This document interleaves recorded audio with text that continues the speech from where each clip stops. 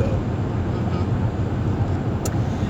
Hello, everybody. Welcome to the Gunpowder Beauty YouTube channel. They want to see me too.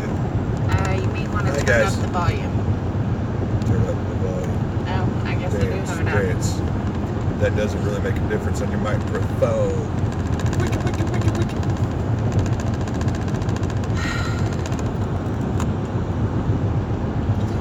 Anyway, we are driving home. We still have about 2.5 hours.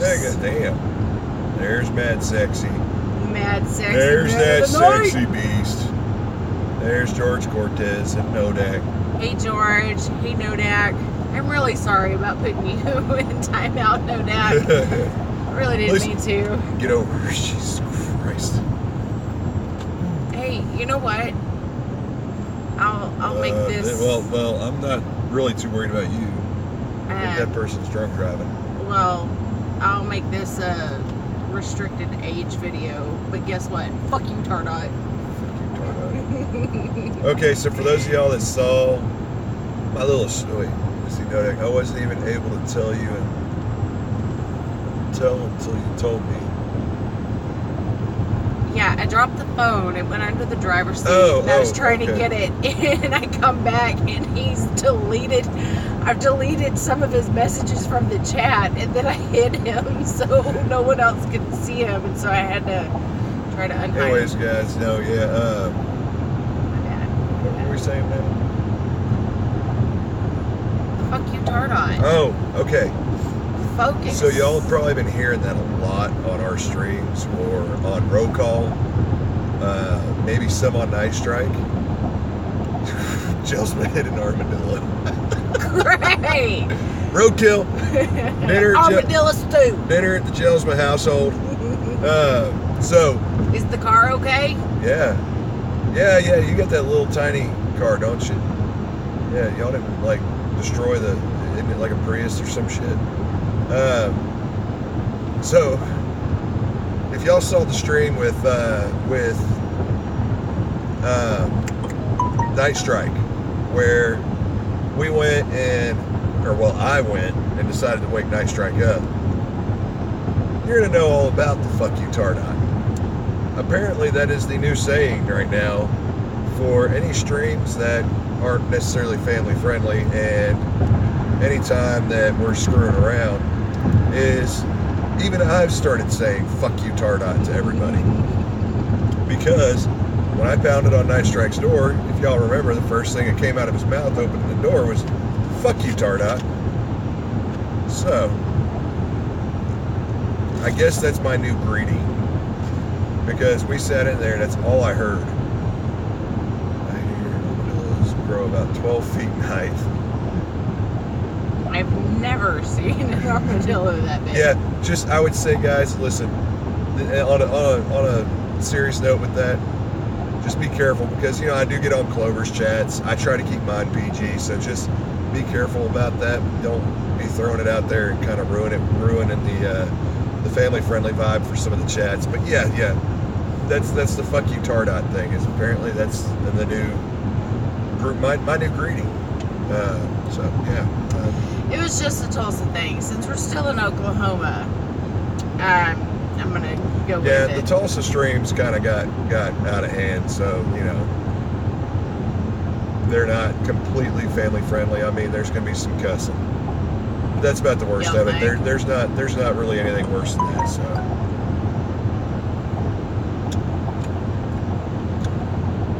Not funded, but would love to be. Anyways, but no, we had a great time. I know I'm kind of speaking on Gunpowder's behalf here, but we did have a great time. We had a great time. It was great actually meeting a lot of the content creators in person and hanging out with these people. Yeah. It was really awesome going to the J.M. Davis Museum. It was fun to get to meet a lot of these people. And it was especially great going to Wanamaker. Well, especially when you talk about someone say G-Webs, and no, he was not in any of the pictures. When you talk about G-Webs, when you talk about these guys that we really don't see, and now we kind of have a face to put with the voice. And you get surprised sometimes because a lot of them, they may not look exactly like you expect, but they match. Everything matches. Like it's not like you hear a high-pitched voice like Gunpowder's and then see a guy like me. I don't have a high-pitched It all makes sense. voice. A higher-pitched voice. Oh. Mine's neat. Anyways, but you get to see them, you get a face to go with the name. The other part of it is it's a great group of guys. We give each other hell on a lot of live streams. We were giving each other hell just for the fun of it, but we all, it's a Gun Channels family, and it's a blast. Yeah, except Matt's voice. Yeah, that doesn't completely match. But it's a great group of guys. The vibrating is crazy right now, I know. It's because it's Oklahoma roads, y'all. Like, it's just like really Matt complained before. We're on the you can hear my voice, bro. Anyways, and being able to bring the content to y'all is an awesome thing. Whether it be through Instagram or any videos we're doing, stuff like that. It's great to be able to show y'all this gun show and help them promote this gun show and make it bigger than it is.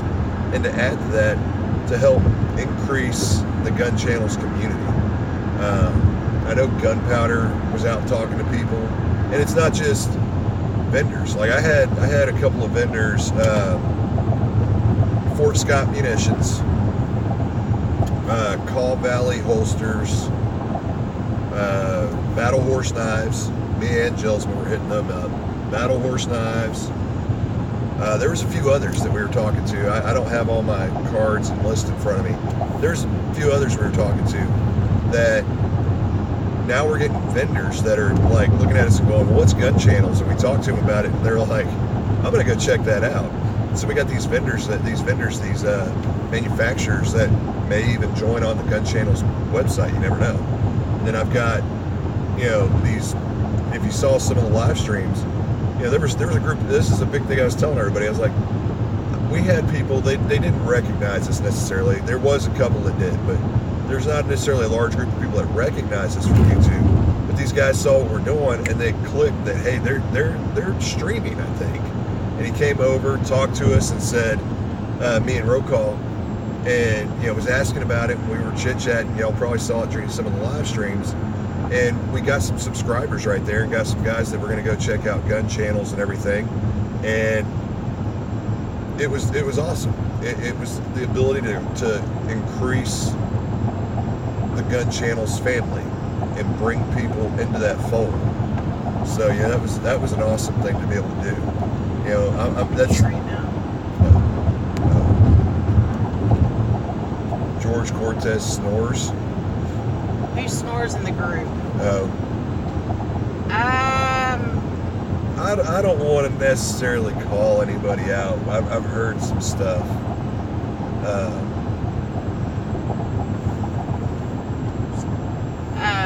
Yeah, I've heard some stuff, but a lot of people who say things. Pretty it's like much, just picking we on all people. pretty much snore. Excuse me. I do not snore, sir. I do not snore. Yeah. Hey, look, Rokal jumped in ours like now. a baby. Yeah. Be trying to tell people I snore. What is wrong with you? I guess that really doesn't work. She can see the camera. So. Hey, guess what? What? Fuck you, Tardo. Yeah. Fuck you, Tardo. Anyways. But yeah, it was a great time. Rokal was a blast to hang out with, him and Cindy. Yes. Cindy and Gunpowder are two peas in a freaking pod. That's my girl. That's my girl right there. They kept saying the same thing about me and Rokal to a point. Yeah. So y'all saw we got along great doing our little streams.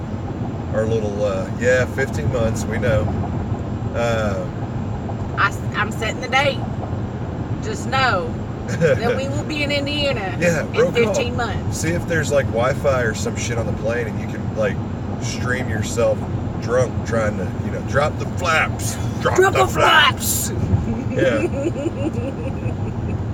There's something on the wing. It's a gremlin. Oh, that was. Shut it. But no, I mean, like I said, we had a great time, and the whole reason to do all of this, the biggest thing is, without all of y'all that watch, and everybody who's patronage,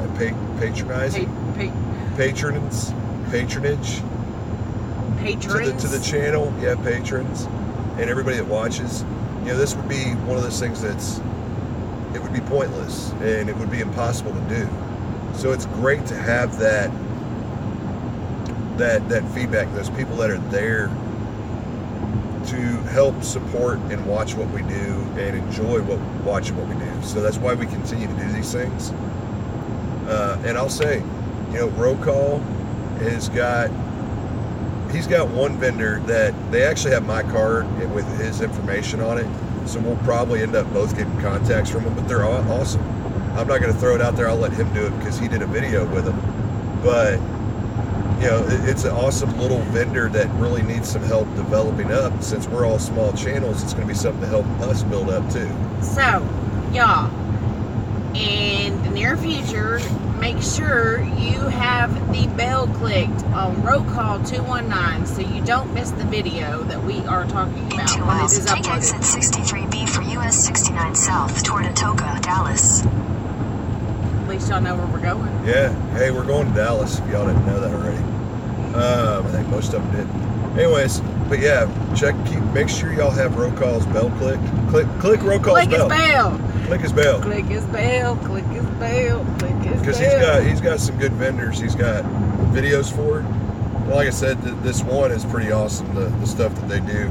I can tell y'all who it is. Or what they do. They do a lot of grips, like AR grips. A lot of those aluminum and metal grips you'll see, like your forward grips, your upward grips. And they're getting into another item they talked to us about. It's all clicked. Okay. So yeah, he's got some good content coming. And Night Strike. I know y'all have heard us give Night Strike a lot of help, but I'll tell you this much. Yes, he got down here, and we're happy. We're excited to have him down here. And I'll tell you this much: he's got some content he's going to be bringing out too. We got him around. He's gotten to. I click his bell all the time. Are you talking about mine or Night Strike's? Listen, I would highly suggest everyone click everybody's bell. That way you get notifications for everybody. But I don't know who all Night Strike hit, but he went and got some good vendors. But it was awesome. There was times during this show. Clicking his own bell. So we know Roll Call clicks his own bell. Take exit 63B, then merge onto but it was US awesome 69 because, South. it's Cindy that's on Roll Call. Okay. 63B? Okay. Yeah. Sorry. Cindy's on Roll Call. Okay, I got it. Sweet. You've got, Gunpowder was running around with the gun gals for a lot of the time. And my queen Roll Call, or my queen call. You had Cindy. She was running around with you. You had me and Roll Call running around. You had all four of us running around together. There was a couple of times where, you may catch Ghost in some of my footage because me and him started running around together. Then I was hanging out with Clover. That was the awesome thing. We all were helping each other out. We were all there just to support each other, whether it was doing videos or live streams or whatever. It was a lot of work, but there was a lot of just nice moments where everybody kind of just came together to hop on each other's channels or chats or whatever that they were doing to sit there and be like, hey, we're here with each other. I liked it a lot. Yeah. And I don't care what you think. If you're, me and when we had those live streams going, I swear that was some of the funniest times that I'd ever seen out of all these live streams. We're all sitting by the pool for Clover's live stream and just we're giving everybody hell, giving each other hell. You got Clover, me, Ghost, Matt, us all just hanging around BSing and just going nuts. Which was funny because me and Gun Gals and Cindy were in the pool. Yeah, you had them in the pool. You had me, Matt, and Grim 90, which I know y'all don't see him on camera a lot, but now y'all you have a face to put with that name. This weekend makes me want to actually start making videos. Dude, do it. You know, y'all see Mr. Wright. I mean, you know, he does a lot of Instagram and stuff like that. Y'all don't necessarily, you know, see some of these people on camera, and now you're starting to see them on camera, or you're getting to see how we interact with each other in person, and it's freaking hilarious, is what it is. And but like I said, Mr. Wright, yeah, go do videos. Yeah, I really recommend a lot of y'all do videos if you've got the itch. See, have y'all seen what? The Butterfly Effect. Yes. Yes. 1, 2, I think, and 3. Why do you ask? Are you trying to have a butterfly effect? And what the hell are you trying to butterfly affect it? Don't look at me like that. Don't look at me. Don't look at me like that. Yeah. Whatever. You know, but yeah. Gaber. Y'all saw a lot of us together. You saw a lot of me and Roll Call together. Hence the little streams. Oh, that's what the screen looks like because it keeps freaking out. It's doing the little. Oh. Yeah. Gotcha. Your phone's having a seizure. Okay, so see, what happened is this dude decided he's going to buy this wonky little car mount. Hey, and it has no shock absorbency, so my phone goes. Yeah. Well, actually, especially I on managed a road. I managed at one point to get it to. Hey, that's where we stopped at one time. I just remember because there's the Peaches stand on the other side. I managed to get it to work the other time and not shake quite as much, but yeah, it takes some finesse. I've got to get a better one. How's that going again? Listen, that's more. What's the weirdest? Okay, the weirdest experience. So, if y'all didn't catch it in Roll Call's chat, now this is for me, and I know I'm interrupting here. So the weirdest experience, was the what was it I was calling it? Tar Call Rodot streams me and Roll Call were doing. We had like 2 or 3 of them. During one of them, we are going up to the 2nd floor. So if you didn't see any of the photos or anything, Wanamaker is huge. It's 2 floors. Going up to the 2nd floor, and this is towards the end of today. And as we're going up there, these 2 women walk up to us and start handing freaking coupons out. We don't know what the heck it is because people are handing crap out left and right. I mean, we've got a lot of swag and stuff to hand out. So we get these coupons and we're kind of like, okay. And they're like, yeah, come and check us out, blah, blah, blah. We didn't think anything of it. We look at the coupons. It's for a strip club. Okay, so and talking about that. We each got 4 passes to go to a local strip club with free VIP access. And what was it? VIP rooms, Roll Call remembers. And so we're sitting there looking at it like, why the hell are we getting strip club passes at the gun show? My question is, why in the hell didn't we go to a strip club? That would have been some awesome stuff right there. Good night, guys. Mad Sexy loves the hair. What? Love the hair. Oh, thank you. Good night, Mad Sexy. Yeah. So if y'all go to, I'll take the extra. Einstein says I'll take the extra passes off your hands. Yeah, I would have liked to have 2 just had rooms, one. 8 TVs, plush furniture. Yeah, they had this parent setup going on. We were like just, I guess, kind of dumbfounded for a second because we were thinking, they're handing us, cards saying, hey, come check out our table, and we're like, what the hell is this? So apparently the strip clubs come and stop by to catch all the action per se. But that was probably the strangest experience. I don't know about Gunpowder, what her strangest experience would be. I didn't really have any strange experiences at Wanamaker. I didn't really have any strange experiences this whole time, other than seeing some freaking weird guns at J.M. Davis. I haven't had anything. Real Call said it was because he looks desperate in person. Not really, buddy. No. Probably one of the, for me, it's not really a weird experience, but it'd be more of a disappointing experience, is, you know, we all were making our trips around. You're going to get shut down every once in a while talking to somebody. There's a couple of them that were on the fence about doing, you know, interviews or being on camera or doing anything for the camera. And I was kind of able to convince them to. But I got shut down once or twice. There were some people that didn't want us taking pictures of their private collections, things like that. One guy above all of them, he had the whole, it was the whole thing of, it's how you say something, not what you say.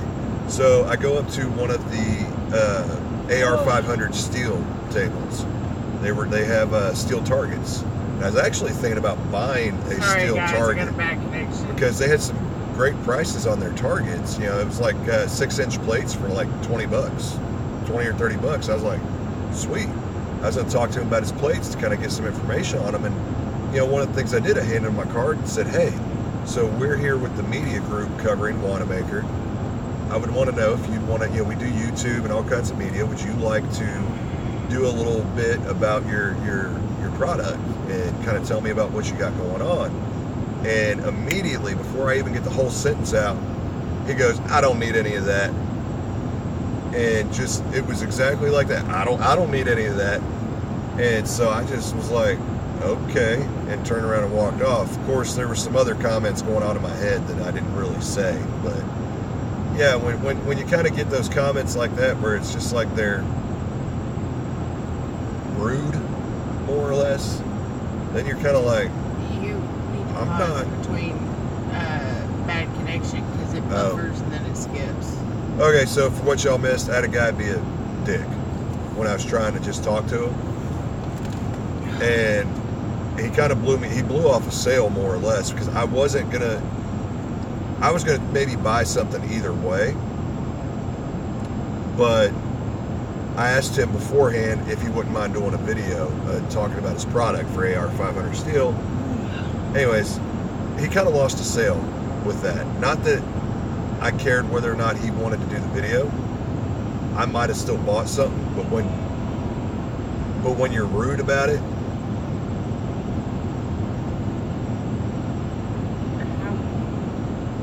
buffering does one video have to have YouTube? Wow.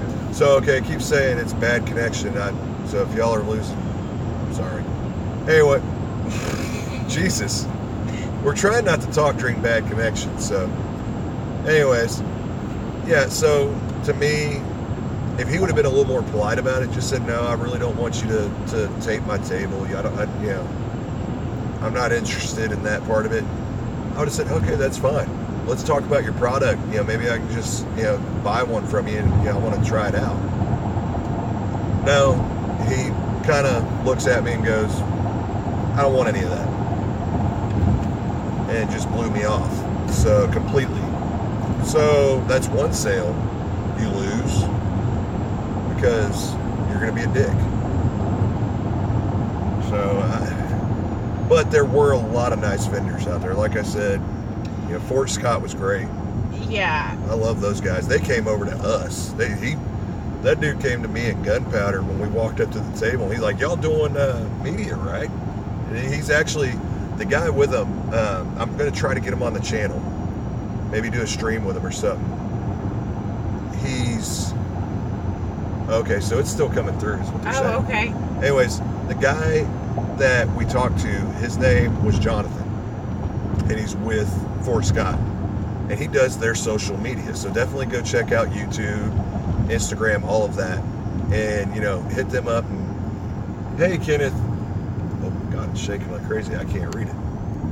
Hey, Kenneth, how's it going, man? Anyways, you know, check out Fort Scott Munitions page. I always want to throw that AM at the beginning of munitions, but the A is gone. It's just capital Jonathan, who does their page, is awesome. I mean, he sat there. I actually ended up doing an interview with his with one of the other guys. His name is Caleb, and Caleb gave me a lot of great information. Caleb's a great guy too. He's one of their sales people, I believe, but Jonathan does their media. So I'm going to try to get Jonathan and maybe even Caleb, possibly if it all works out. Maybe get them on a live stream or some more videos. Yeah, they were talking to a lot of us. They talked to Travis, Gunpowder, me, Roll Call, I believe, maybe a few others. I mean, we were all talking to them. They really are pushing, and they've got a good product because they do all copper. We've talked about doing alternatives to lead rounds. They do. Their two things are all copper and all brass. So their ammunition is one of those two.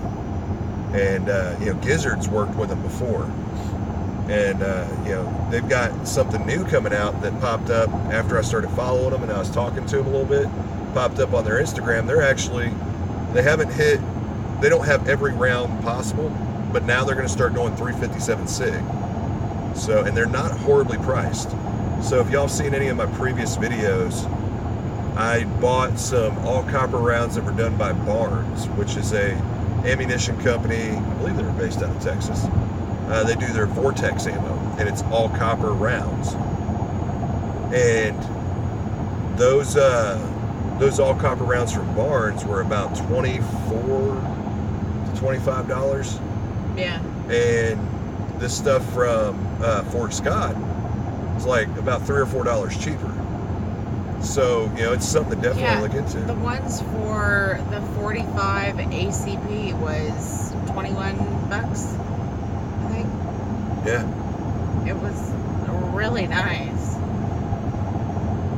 Instagram. Yeah, Fort Scott is they're really, and they're kind of a small ammunition company compared to most. So they're really, they're looking to get out there, and that's why they're doing their own social media too. But they're not. That's the funny thing is you have these small companies that don't want anything to do with social media, but then you got these companies like Fort Scott that they're trying to break into social media to use that as a platform to get their stuff out there. But they're still willing to work with other social media groups. So, they've got the right idea, and I can see them actually making it big. And the sales pitch and looking at them, they had a great table going. Battle Horse Knives. The Battle Horse Knives group was pretty cool. I don't know if you made it over to them or not. No, there was a lot of stuff just for like girls and stuff like that. Plus there was some guy stuff that I really wanted to see. I guess you could call it guy stuff because I really wanted to make sure that there was a Rigger Black Hawk. I wanted to find a Super Red Hawk.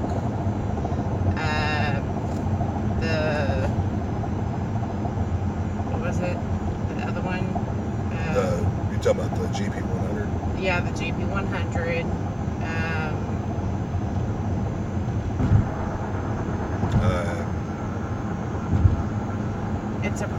I think it's a Ruger. That was the Super Black Hawk, Super Red Hawk, GP100. Maybe it was a Colt. There was a Voyager. Or, no, that doesn't even sound right. Star Trek Voyager. Yeah, that's why it doesn't even sound right. There was a big gun, and now that I'm trying to think about it. Oh, you're talking about the Mauser that we saw? No. Oh. Wasn't it? I don't SP101, know. Yeah, no, she's seen an SP101. I carry one most of the time. I don't know, Mr. Right. No, it wasn't that. She's lost it was, me. Was it a rifle or a pistol? It was pistol. It was kind of like the GP101. GP100? Yeah, GP1. Y'all are getting me confused with all these numbers. It was about that size, but it was something different. Single six? That's a single. That's not a single shot. A single action. There were some regular Blackhawks and Redhawks over there. Yeah, I wanted to make sure that I got pictures of those. Tracker. Yeah, that's... Oh, okay, yes, I do know. Yeah, that was the tracker, I think. Tracker. I don't know if that was Ruger, but I do remember seeing one of those. I don't know if that's exactly what she's talking about, but I do remember seeing a tracker. I believe that's... Is that Ruger? I feel like the Challenger, That's, Charger. Oh, you're talking about the Charger. Okay. Is that a gun? The 'Cause I was feeling like it's a car. You're talking about the semi-auto pistol, the one I actually want to buy, but they wanted like $500 for a freaking Charger takedown. Yeah, it's the little break-apart 22 pistol. Yeah. Okay. So I wanted to make sure I had those kind of pictures. I was really wanting to do video, but a lot of these people I had already asked. Where? Everywhere. I had already asked most of these people Saturday if I could do video. A lot of them didn't want to do video, and a lot of people didn't want to be like do an interview on camera, and so that's where I was. Saturday was kind of an off day for me because there was a lot of people would not get out of my way. I was getting frustrated Saturday, but Sunday I went in and it was just one of those, you know, if I get pictures, I get pictures. If I get video, I get video. But a lot of the private sellers and people there, they didn't want to be on camera and they didn't want to have a video, but they didn't mind having a conversation. And so that was a pretty awesome part about it, is I could sit there and actually talk to them and figure out, you know, what got them interested in doing these kind of events, or, you know, how long they've been doing these events, where they do these events at. There was one woman who, Diane, she's been doing this for almost 20 years, but she only does the event in Oklahoma. Other people, they've been doing it for like 17 years, but they travel the whole world. Nodek, really, this, I'm not trying to interrupt you, but I was going to answer his question real quick. I know I saw you ask there, Nodek, that you're kind of a tactical, you say an elitist douche and kind of attack that's hard. Anything for you there. Okay, so as far as tactical, now I will say this, there was pretty cool tactical backpack. There was, yeah, I did get a nice little camo tactical backpack there that I'll have to show off during a video. Anyways, but there was some tactical stuff there. This year, this show for this month seemed very geared towards your single actions, your old kind of cowboy guns, rifles, your, you know, old double barrel shotguns, things like that, antiques, and a lot of private, oh, you're kidding a little, and a lot of private collections that really weren't doing any sales. So, which I always find weird. I get showing your guns off, but I don't really want to pay $175 myself to go show my guns off, possibly. Anyways, but that was the majority of that. Now, I will say this, there were a few tactical things I would say were there. We did find a few stands that, you know, we're doing plate carriers, plates, you know, AR-500 plates and some ballistics, like Kevlar, stuff like that. Your light armor. You go downstairs. There was a spot that really sweet. Glad you made it home safe, Jelsma. Yes, so glad you made it home. If you get into surplus, the surplus side of kind of the tactical thing, there was what Rocall had found downstairs in one of the far corners that was kind of like the surplus heaven. They had like anything and everything surplus, including the MREs, which was on one of my live streams. But there was a place there for tactical stuff, just not a lot.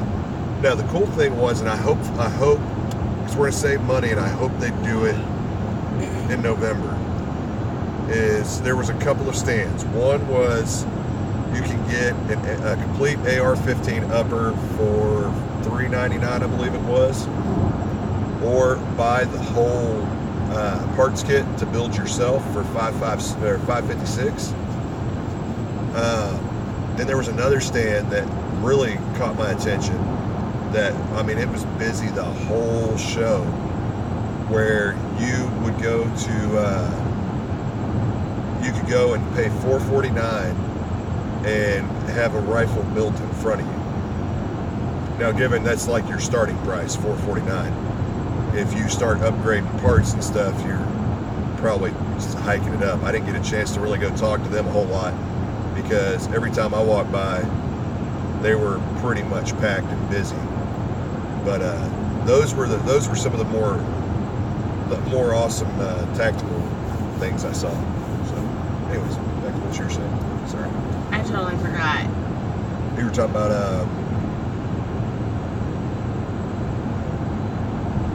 See, even you forgot what I was talking about. Yeah. I don't remember. What was your favorite booth you really got to go to? Femme Fatale. Femme Fatale. Yep, that is the belly band holster that I'm getting custom made to fit the 1911. And she'll probably do a review on when she I'm gets it. totally doing a review on that thing, because it's going to be pretty. It's going to be pink and black, and it's lace, and it is awesome. Yeah, I've got a couple things that I picked up that are going to be giveaway items, and I've got some contacts that are made that I'm going to try to get a hold of and see about getting some review items going possibly. But yeah, she's got her holster that'll be pretty sweet. I mean, she's got it sounds like it'd be a great way to conceal carry a 1911. So I freaking love it. I really can't wait, just for the fact that we have kids. And I know there's a lot of moms out there that they're trying to figure out what is going to be the best way to carry. And I know a lot of guys out there are like, you need to on-body or on-person carry. They frown upon women who have off-body carry, like concealed purses or whatever like that. When you have kids, it's difficult with the holster that we have for the 1911. It's an out of the waistband holster, and it kind of digs into my legs, like the thigh area when I sit down. I can't wear it in the car. I have to wear it at a certain spot, like 2 or 3 o'clock. That way it's not pushing in on my stomach, or if I bend over, it's not going to sit there and be uncomfortable. And so that one's kind of difficult. But the fact that this woman has made it so there's enough material and it's secure enough that I can actually carry it, and my kids, if they happen to mess with it because they're climbing on me or whatever, there's thick material on the front, so their fingers can't get in and pull the trigger or whatever, which makes me interested in buying a Glock. I never wanted to buy a Glock, just for the simple fact that I have nothing to pretty much have those added safety features. And the only reason why I don't like a Glock is because it doesn't have as many safety features. But with having this new holster, I'm kind of excited about it, because that means as long as it's not bigger than a 1911, I can conceal carry any gun out there. So, hint. yeah. What's up, Zippy? Hello, Zippy. Wow, I always forget we're up that late, that you're bouncing around right now. I would say probably my favorite booth that I hit, as far as a vendor, I'm gonna just say it, and it's kind of a sellout point a little bit. Oh, the chair's against the wall. Oh hell. Yeah, we're getting close to home, Zippy. We're probably, I don't know, like at least 2 hours to an hour and a half away. This is probably, I wouldn't say selling out, but it's probably an easy one. But the Fort Scott Munitions. I mean, I go back to that a lot, but dude, those guys were great and they were awesome. And that was probably my favorite one. They were right there next to our table, so we really chatted with them like all day and all weekend. I mean, we had a lot of time to talk to them. So Fort Scott Munitions was awesome. And John no longer has a mustache. They also are part of, I wouldn't say it's a charity, but they contribute to a great organization out there. There's this organization called the Blue Line Bear. Mm-hmm. Yeah. Blue Line Bears. And if anybody doesn't know about Blue Line Bears, I actually got one of the guys to do an interview. And as soon as we get home, we're able to upload everything and get it all taken care of. It's going to be really awesome having that out there. But a little bit about the organization. There's this, I want to call her a little girl because she's a very young lady. The daughter of the owner of the company. He has a different company. It's a gun shop owner. Yeah, it's a gun shop owner, but it's the daughter of the owner of the gun shop. But they work with her. Yeah. On the project. The Fort Scott Munitions. What? A cigarette. Huh? I want a cigarette. You want a cigarette? Okay. Just for you. But this organization that she started, it's for our fallen officers. She gets their uniform t-shirts and she makes a teddy bear for the families of the fallen officers. And it's just a really great thing that she does for officers, their families, all of that. And it kind of keeps their memory alive. Oh, yeah. And really, other than Fort Scott, I would say the Call Valley Holsters guys were awesome. They talked to both me and Roll Call. I took Roll Call over, and he actually got himself a holster from him, and we'll have to see how that works out. But they didn't have anything that fit any of my guns right now, but I'm going to get in touch with them to see about getting something. But they are a small company, so they're not a real big production, but they're a good one, it seems like, and their holsters seem pretty damn good quality. It's the holster company is called KAW Valley Holsters. So yeah, I'll get, when I put their video out, which I'm going to try to get a lot of the vendor videos out early, and once I put their video out, I'll make sure to have their links and everything else set up, so that way anybody who wants to go to them can go to them and buy stuff and whatever else. Just make sure, do me a favor, if y'all do buy something, I don't get anything from them, but just mention that, you did hear about it from me or from Gun Channels, so we can bring that publicity and that attention to the Gun Channels group. So, yeah.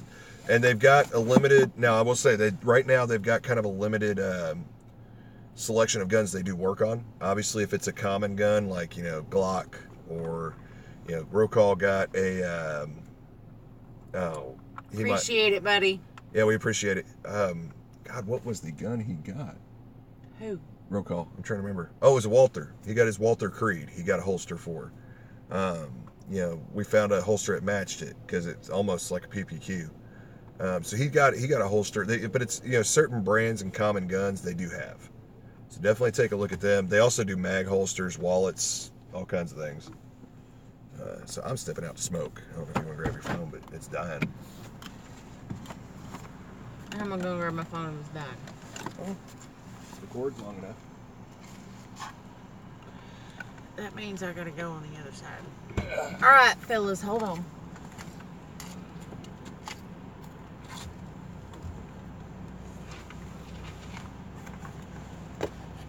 I gotta get you from the other side.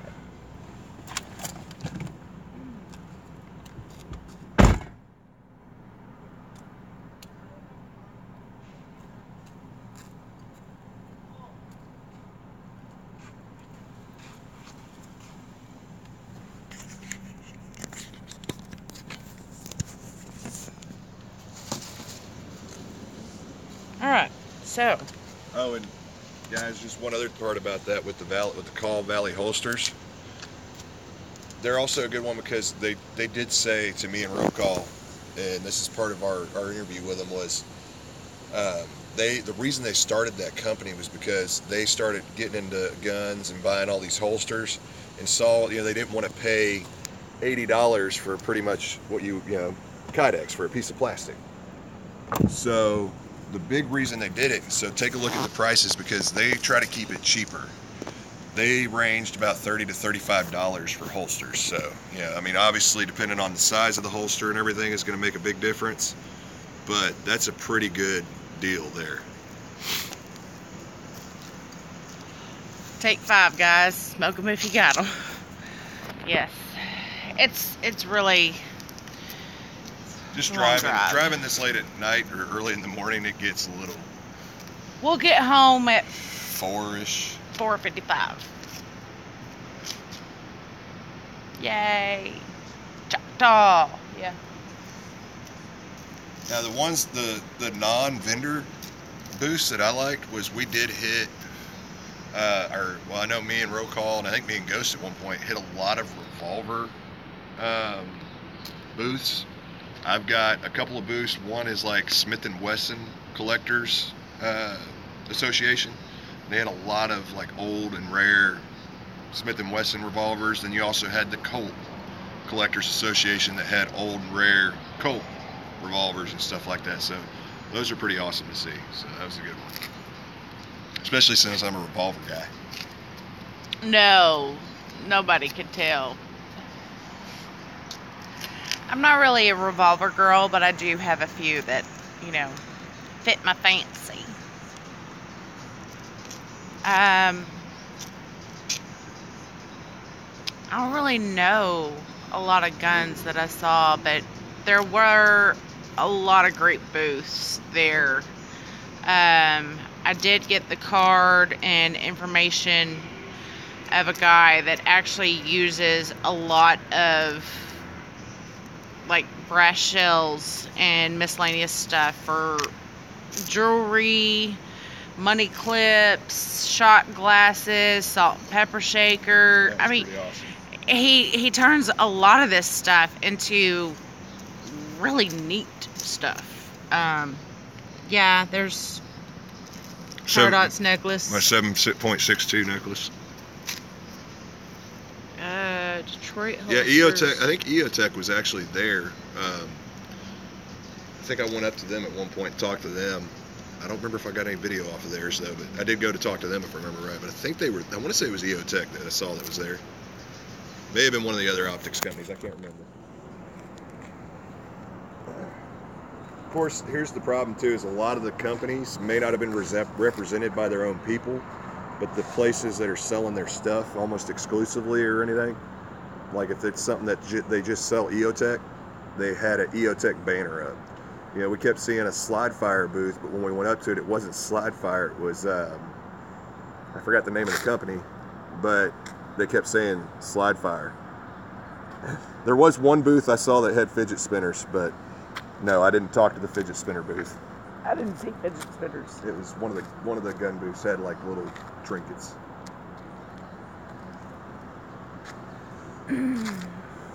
Sweet. We'll love to see you up there. That'd be awesome, Zippy.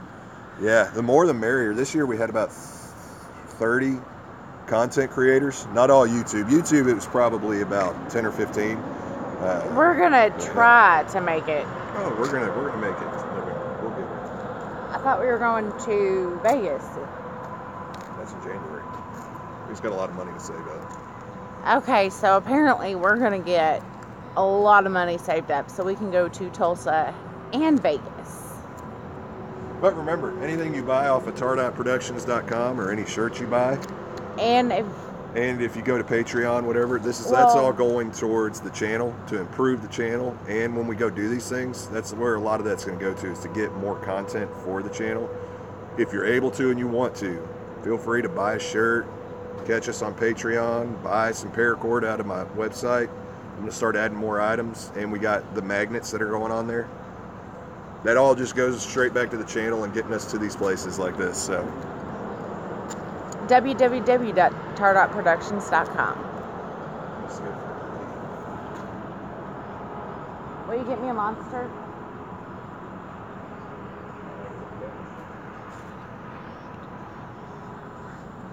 I'll get it on my card. So you're going to give me your card? Huh? So you're going to give me your card? I've got to get it out of the bag. Hurry. Talk to my people. Yeah, I'll talk to the people, so see what they have to say. Yeah, sometimes that's kind of the concern. Like, we were looking at, you're talking about, you feel like you have to work the corner soon. Yeah, to a point, Nodak, that kind of gets the feeling when you want to go do these things, it gets there. It just, honestly, we made the last second decision probably about, I say last second, it really wasn't, but it's about the end of December. I started my channel back in the beginning of November. Gunpowder, I think, started around the beginning of December. So it was about the end of December, beginning of January, after talking to Clover, Ghost, and everybody. We were like, yes, we are going to Wanamaker. That's it. We're going to go. And it just takes that dedication to say, I'm going to go. And, we ran into some situations where we could pull some money and just set it to the side and say, this is Wanamaker money. I know this will cover us going, us getting back, and us getting some content and getting some, maybe a little bit of swag and stuff. And luckily, there was a lot of free stuff that we kind of got to hand out, little stickers and trinkets and stuff like that. So, we're going to have some giveaways coming up, definitely. Let me open that door so I can throw this in there.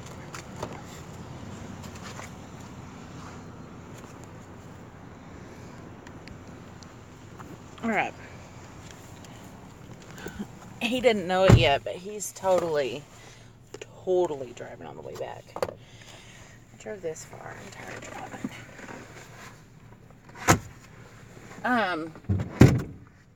So I'm gonna put you back right there. All right. Sheesh.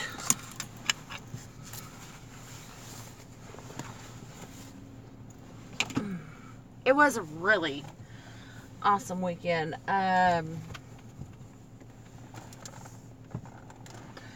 They didn't really have as many pink or blue or purple guns that I was hoping that they would have. But, it's all good. Good on the hug. Wait, hold on.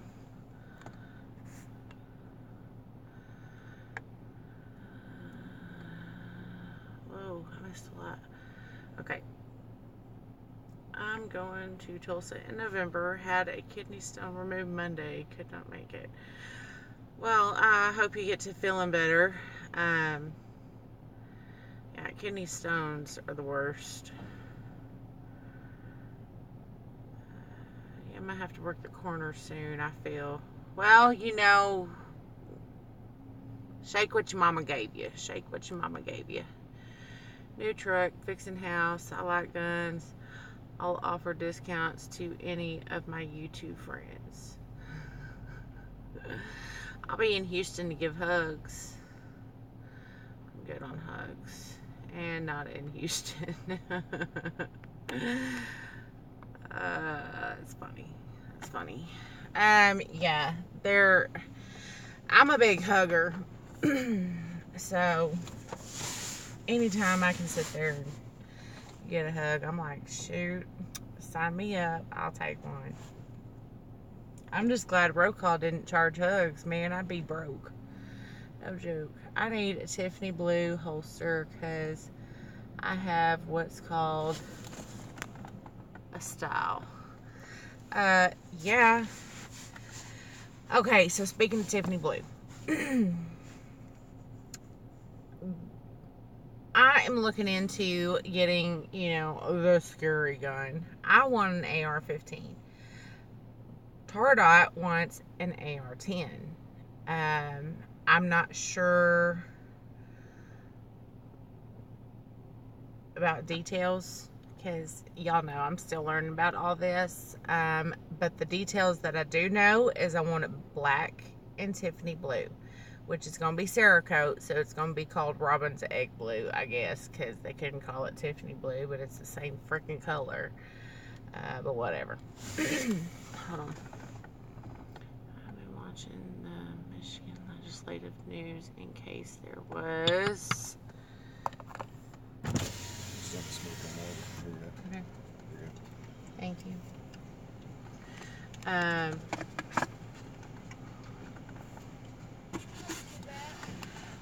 see.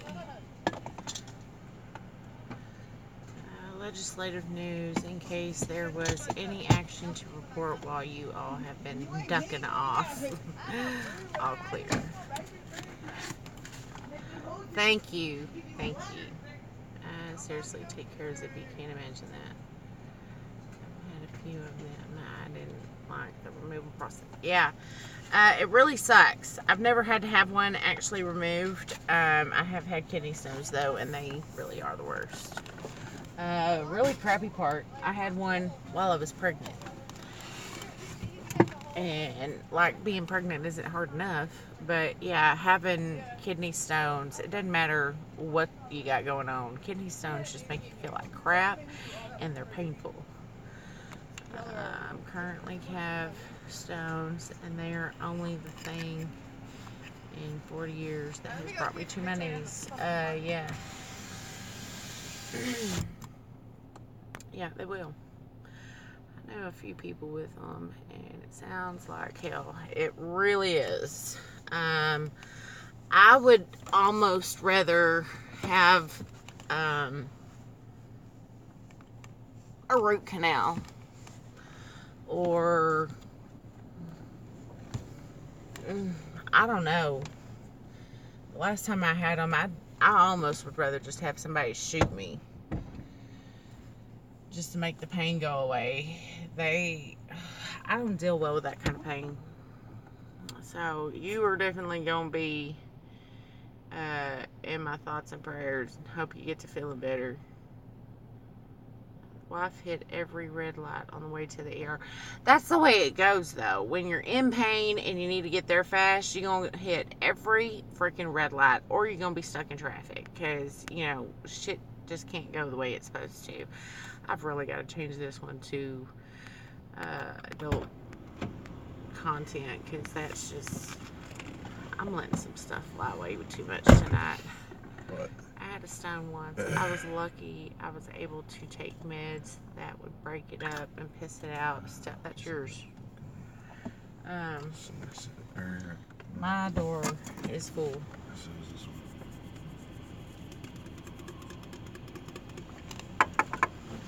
He didn't hit me. Sorry, guys. I'm a pain in the ass. At least you know. Piss it out. Still wasn't good feeling to go through. Yeah. Yeah, I bet. When my cousin was having a heart attack, he called the ER and said, "I'm driving myself there. Control the traffic lights," and they did. That's freaking awesome. Well, and I don't know where you're. Nodek, I know you're in North Dakota. You might shoot. He may have been in the middle of nowhere, and sadly, sometimes that's kind of what it takes. Hell, you talked about? Wasn't there something that happened that you damn near had to drive yourself somewhere because your mom had to pass out in the back or something? Okay, so since we're going to talk about those kind of stories, let me tell y'all a jacked up story. All about how life got turned upside down. Right. Okay, so in my earlier years, before Tardot, US 69 south for 57 miles. Before Tardot and I got married, I got pregnant and I had a kid. Well, while I was having contractions, we had to drive 2.5 hours to my doctor, which was in East Texas. I had my daughter. I gave her up for adoption because I was young. I wasn't even 20 yet, and I knew at that time that I was not ready to be a mom. I didn't want to be a mom, and there was a family that would be able to give her all the things that I could not give this kid. And my mom had my aunt come up to the hospital and see the baby before I signed the adoption papers and stuff, and my aunt decided that it was a good idea to give my mother one of the 4 bars of Xanax. You know, it's got the 4 little notches in it. I think that's like a 2 milligram of Xanax. So my mother, after I just had a baby, passes out in the back seat of the car, and I've got to drive my happy ass all the way back to Dallas, which is 2.5 hours, because my aunt had the bright fucking idea to give my mother a Xanax. So, long story short, to this day, my mother is never going to drive me anywhere. If I need surgery, I will call Uber if Tardot is out of town. If I go get a boob job, I'm going to have either Tardot or my daddy or Uber drive me to the hospital and back before I ever let my mother have my life and safety in her hands, because I almost wrecked the car a couple of times because I was so freaking tired after just having a baby and not sleeping for 2 days. So yeah, there's that. When I saw your comment there, Nodak, talking about you live in a town of 60,000, believe it or not, it's mostly hood. Yeah, I've seen it. We've got some towns like that around us. God, I'm trying to think of the one that it is. It's heading out east, like past Mesquite and stuff. Balk Springs? Yeah, Balk Springs. It may be more than 60,000, but it's one of those towns. It's a relatively small town, and it is hood all the way around.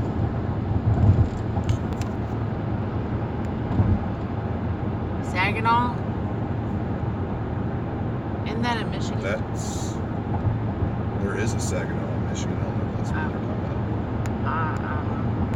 about. Are you my neighbor?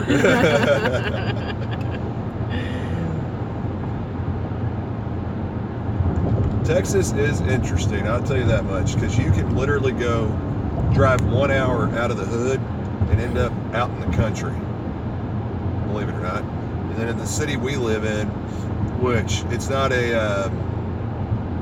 like a heavily populated city, but it's like I'm talking about, it's not Dallas. Yeah, it ain't Dallas. The city we live in has probably got about 200,000 or 300,000 people. And it's a pretty well populated suburb of Dallas, probably one of the more populated suburbs of Dallas. And no joke, you can go driving through our city, go from a downtown looking area, and hell, not even downtown. You can go over by where we're actually at, and not even go a quarter of the mile away, and see this huge cow farm, cow ranch. I don't know if they do. I don't think it's milking cows, but it might be. Which one? The one down Garland Road, on the other side of George Bush. I don't know. They've got it's a huge ranch, stretches right next to a highway, one of the major tollways in our area, and they've got a ton of cows. And I mean, it's just something you wouldn't expect to see in the city. It's kind of weird. But Texas has things like that. But Texas is interesting to see even outside of that. The awesome thing I like about Texas, though, is a lot of people talk about having gun shows like once a month, and we got to get better about trying to get out to gun shows and doing some videos there, which we are going to get better about that. They talk about having gun shows once a month or once every 6 months. And in Texas, it's usually like every month we'll have like 2 or 3. George, somewhere nearby. You are absolutely correct. South Padre Island is something that everyone needs to go see because I have a lot of great memories from going to South Padre Island when I was a kid. San Antonio, I haven't actually gone.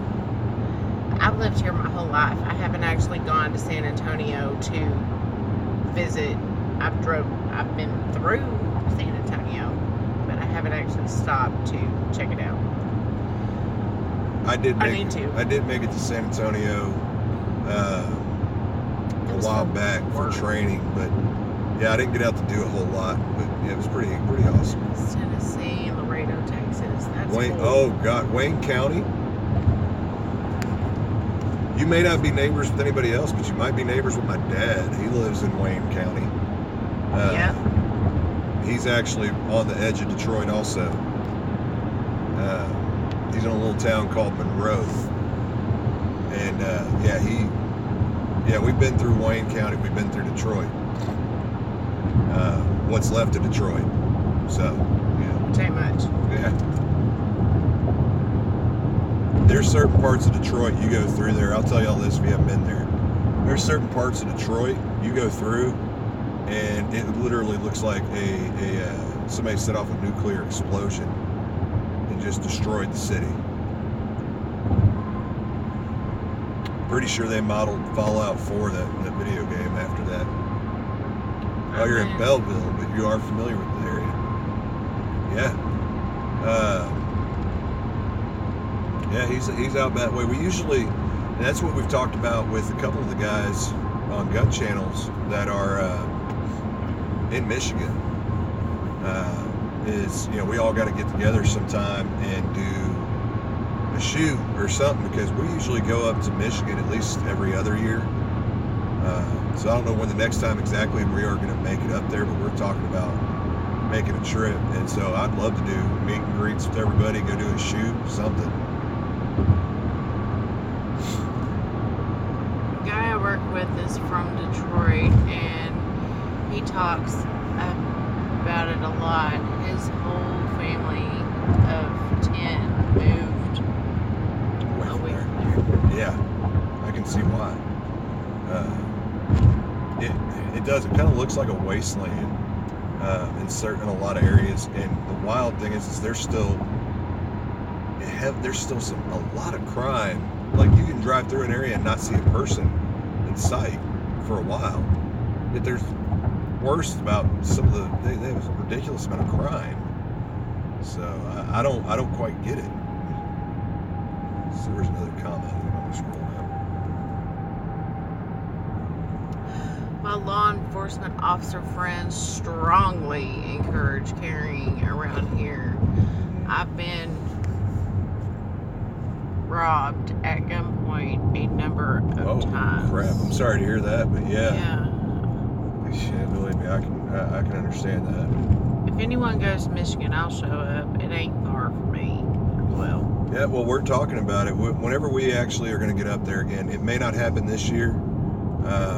You know, with a lot of the stuff going on in the channels starting to really pick up speed. You know, we may not get out there this year, but definitely next year we'll pick a day and say this, or well, I say pick a day, pick a week or two, and be like, this is when we're going to Michigan. Yeah, because if we go to Michigan, we're going to have to pack up all of our kids and go, because there's no way we can go to Michigan and not take the kids. My mother-in-law would sit there and whoop my butt. Oh, sweet! I did not know that, Zippy. That's awesome to know. Thank you for your service, sir. Yeah, very no much. doubt. 30 years, dear God. Dang. I bet you definitely saw some interesting stuff. So I know who to go to for advice when it comes to dealing with some people. There you go.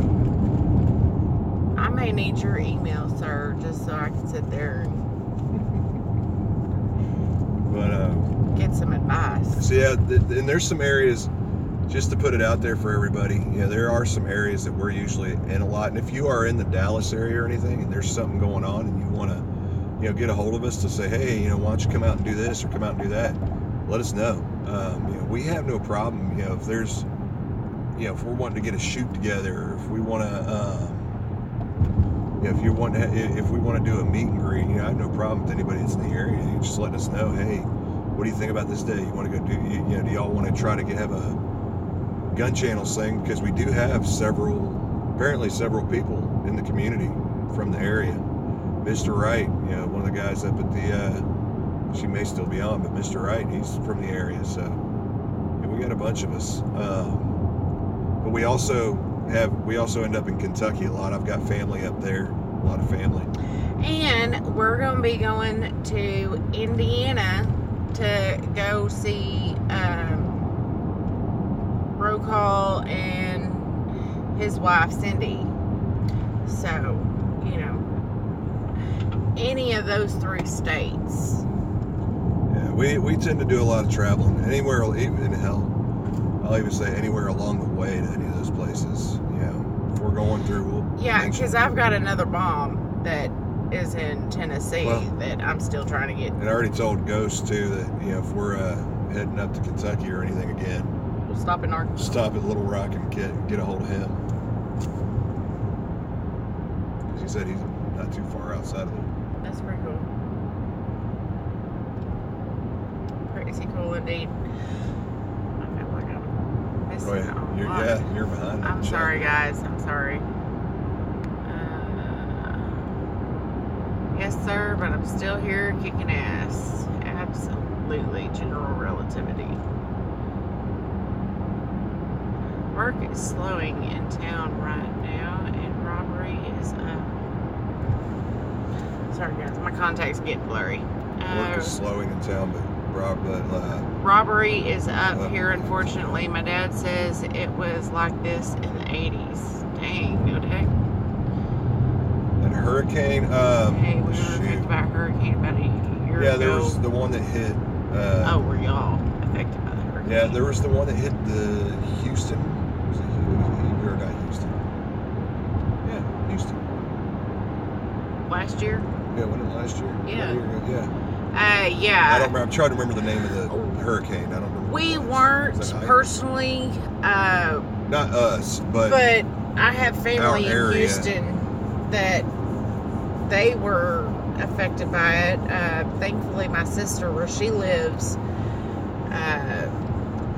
they've got a big truck, and her house is on the highest point in the neighborhood, so. And it didn't get too bad. When I say affected by it, like our state was affected heavily by a lot of those hurricanes. It really was, because the signs above the highway, that's where the water was. And the thing is when we get affected, and it's just like any other part of the country, any state, when something like that happens, your whole state, your whole community gets affected. Because you got to understand, like with Dallas area. It's the same thing when the hurricanes hit Louisiana and the levees or whatever it was broke.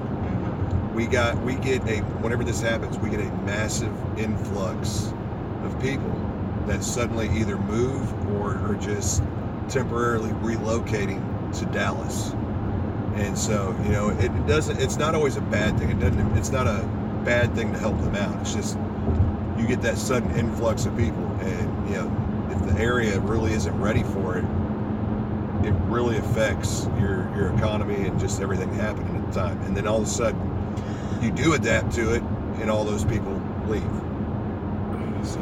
Well, I will sit there and say that there are good and there are bad things that come out of these hurricanes. Some people end up having the opportunity to leave, and you get these amazing people who still find a way to see the bright side of things. Everyone is okay. We're all breathing. We're together. No one's hurt. Yeah, we lost all of our crap, but it can be replaced kind of mentality. And then there's the bad side where you get these, the government owes me, you owe me. We've had a big problem. Poor pitiful me type of people, and sadly, and I'm not gonna not going to point at anybody, and I'm not going to, I don't know anyone in those situations, but we've run into a lot of problems when there's hurricanes, different natural disasters, and we get that influx of people, that they take advantage of the situation, and it really destroys even the morale for the society. Yeah. Because you've got these people that are coming in, and they're like, well, I need somewhere to live, so they get an apartment for 8 or 9 months. It's only supposed to be free or whatever for 8 or 9 months, and then suddenly they're taking advantage of the government and getting it free for. Or, you got those people that were living off the state to begin with, and they come here with their however many people. They get set up. They get set up in a hotel, and then they find something to complain about. This ain't big enough. This ain't nice enough. You could be in your house that's flooded, but you're not. There's a thing of being grateful and appreciating what you have when you have it. Not let's try to get free crap. Yeah, that's a nice way of saying it. I'm not trying to be ugly about it, but there's a lot of ugly people in the world that take advantage of those that are trying to help in a bad situation. That's what I know Hurricane Katrina was bad. Katrina was the big one. Yeah. With Harvey, with last year, it hit Houston hard, and it tore up Houston, but there wasn't as much of a Houston came together. Yeah, there wasn't a big influx and fixed a lot of their problems themselves. A lot of people in the community came to help those that were in need, that were displaced, didn't have a home. The community rose above the situation and helped out each other when the flood happened last year. And there wasn't a lot of, really with Houston, there wasn't a big... Dang, there's a lot of deer out on the road. There wasn't a big, massive amount of people that were just hightailing it out of town and wanted free stuff with Houston, luckily. Oh, sorry. I'm just going to scroll it down just to get through it. Louisiana still has huge undeveloped areas. Yeah, there's a lot of spots that they tore all that stuff out. In 97, we had a huge flood here and had to go across the state. You should have seen how beautiful our downtown was before that. We got a bunch of those when Katrina hit. Yeah, I think a lot of places did. Texas, Dallas. Let's say this, Dallas when Katrina hits. Good, bad, and indifferent. We had a ton of people come. Yeah. So much so they filled up the Cowboys stadium until they got people situated in living quarters. So you're talking, the stadium itself seats thousands, like 100,000 people or some crap. And so you had a stadium like that filled up with people. And it's great, I hate saying a lot of that stuff because I really love the idea of making sure that these people that are affected are taken care of and helping people, and we're helping these people. But at the same time, there's helping, and then there's bending over and saying, "Go ahead and give it to me, Daddy." So. But there's also a big difference between those that just want someone else to help and those that are willing to help themselves. Yeah. And unfortunately with Katrina, we saw the ugly side really bad of those that will never want to help themselves. They just want a gimme kind of deal, and that gimme plan ain't gonna last forever.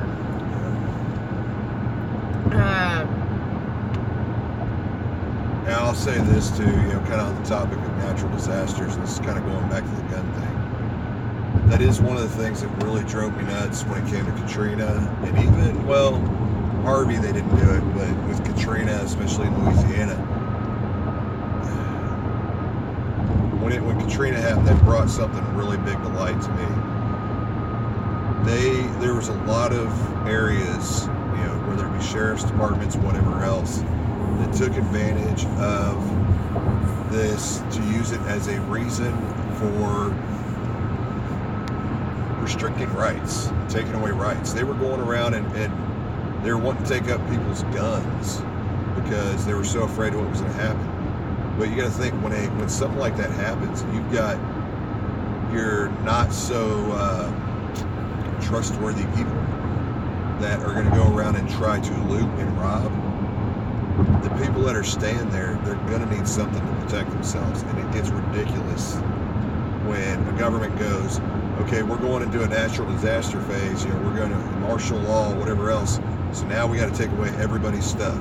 We got to take everybody's guns away, the Bill of Rights, the Constitution go out the window. It gets ridiculous. I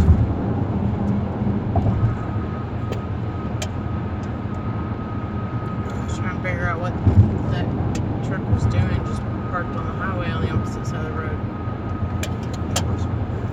Let's see. My cousin and our friend drove down to Texas to help last year. They said it was a trip. Yeah. Sorry. Monster Maxie Bird. Apologies. Unfortunately, I think we got a lot more of those kind of people coming up in the future. Yeah. Sadly, I think it's becoming a generation that's being raised that way to a point. But my thing is, I do see the light though. If you really look, there are a lot of people. So me and Gunpowder are the beginning. We're at that beginning stage of the millennial generation. The one that gets put down a lot right now. But you see, if you really look, you see a lot of people in the millennial generation that don't really fit that narrative of what the millennials are. And we were talking about this with some of the other creators before, or at least I don't know. We kind of both were on that because I had unplugged my headset. We were talking about this before with some of the creators. Was if you really look at the generation that's coming after the millennial generation, they're getting so sick of it kind of being the crap they're dealing with right now. Restricting a lot of free speech, Second Amendment rights, different things like that. And they're looking at it and they're kind of like, what the hell is going on? And so they're becoming more conservative and more constitutionalist, which kind of gives me the hope it gives me hope in the future. Yeah. Absolutely. It's just hopefully we don't jack it up too much before they get the chance to come in and kind of correct course.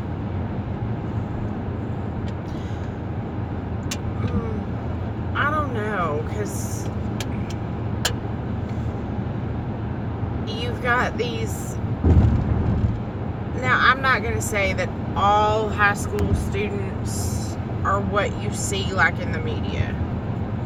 I'm not going to name the kid's name because honestly, y'all know who I'm talking about. And yeah, there's not a lot. The majority of them are not like that specific kid. But I kind of feel like these parents have, I don't know that they've wanted to not be a parent, but they've taken, in my opinion, they have taken the wrong approach. When it comes to parenting, that is your number one job. It is not your job to have your kids like you 100% of the time. If your kids do like you 100% of the time, I can probably tell you that you're doing it wrong.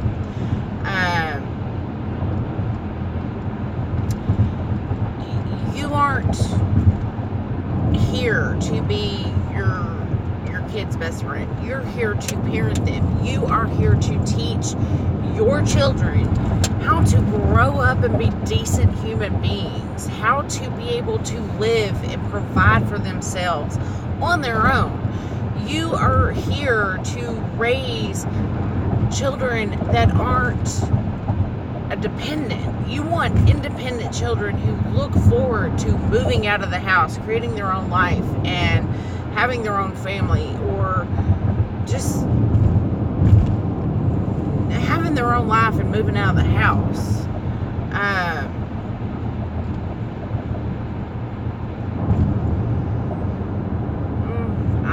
I don't know. Some parents feel, like their kids are like adults.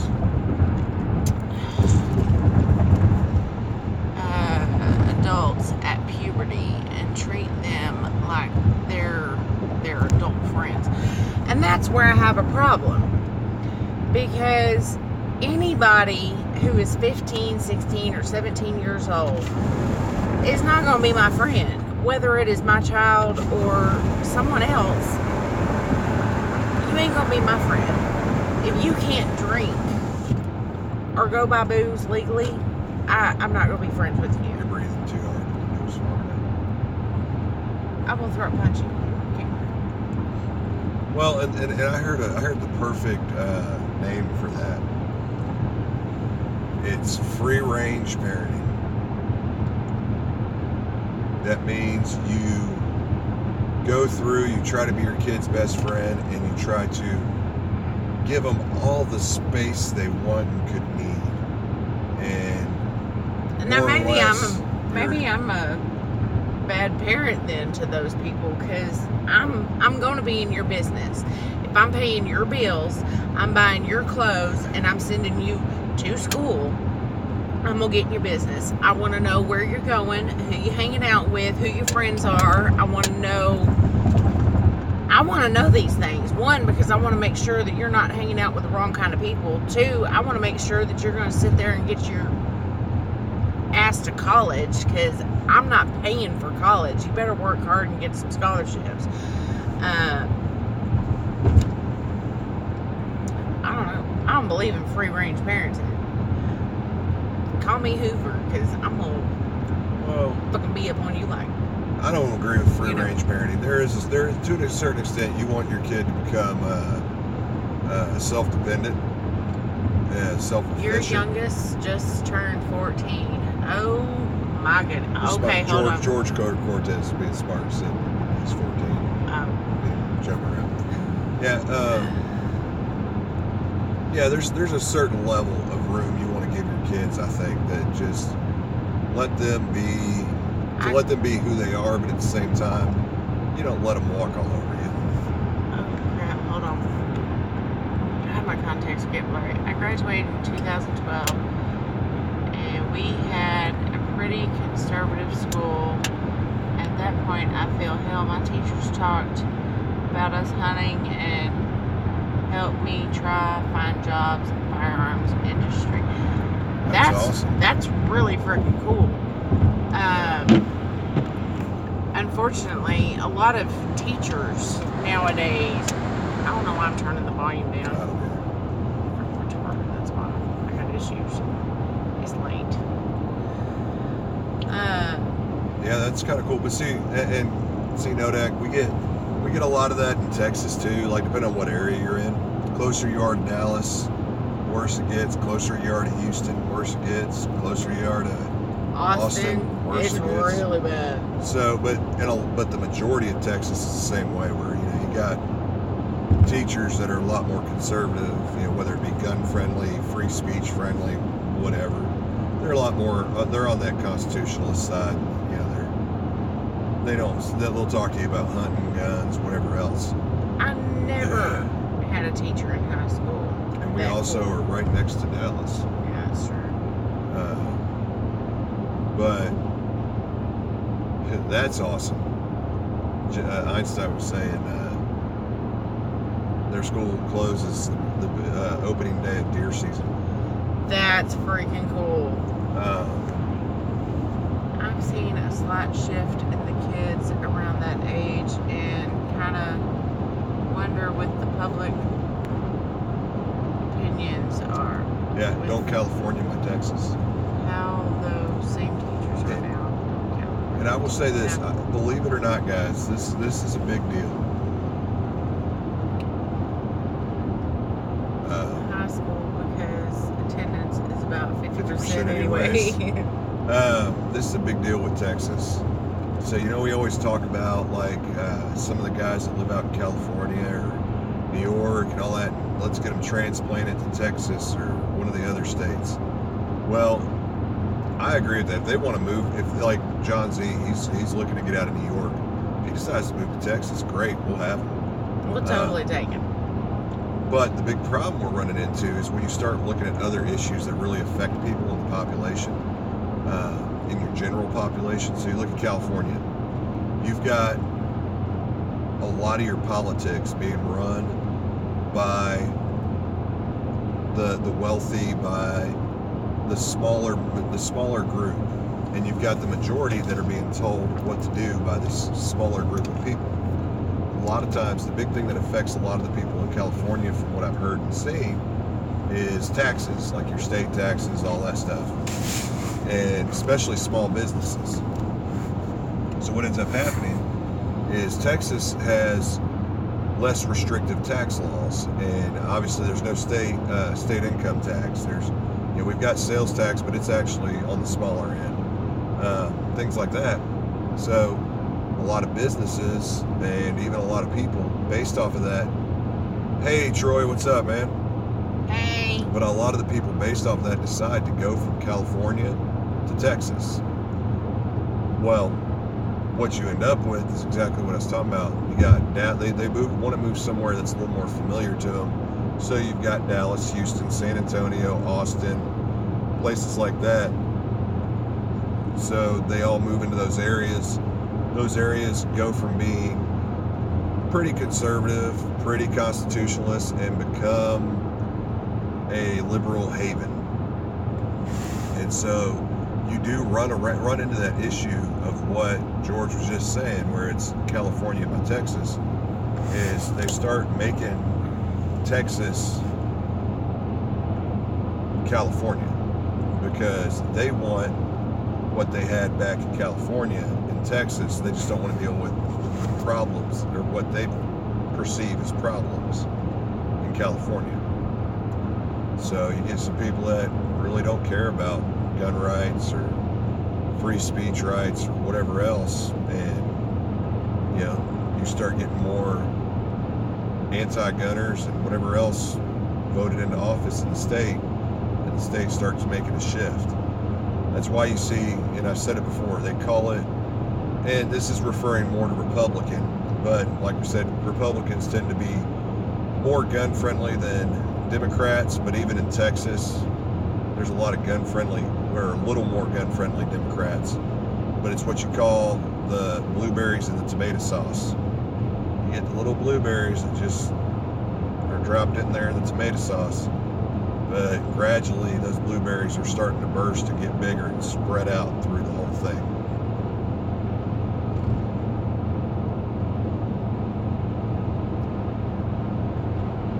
Yeah. Austin will never what? I would like to say Austin will never fall to the left. I would love to. I would love for something like that to be true about Austin, dude. It's going there. Yeah, I hope it doesn't completely fall. That's the thing. Is you watch the elections, for instance, and that'll give you a good idea of the state of your state. So we were watching presidential elections for the presidency and watching how Texas fell. And you see it. The whole state's red for the most part, except for those little blue spots on those specific counties. And then gradually you see those start to go back and forth between blue and red, and in the end they usually fall red, with the exception of those particular counties. They may jump back or forth, you never know. But it's close, It's just an understanding. I'm not going to tell these people in California, don't come to Texas. they want to bring more business to Texas, more jobs, I am all for it. Go for it. I don't even care if it's like a vegan dairy or something. You know, whatever you're gonna do, bring it. But it's just when you start trying to trample on what the people that have been in this state the whole time are building, or as a country, you're trying to trample on the rights of all of the citizens and trample on your own rights, whether you want them or not. I've said it before and I'll say it again and I'll keep on saying it. The Second Amendment is everybody's right, regardless if you use it or not. So, that's how it is.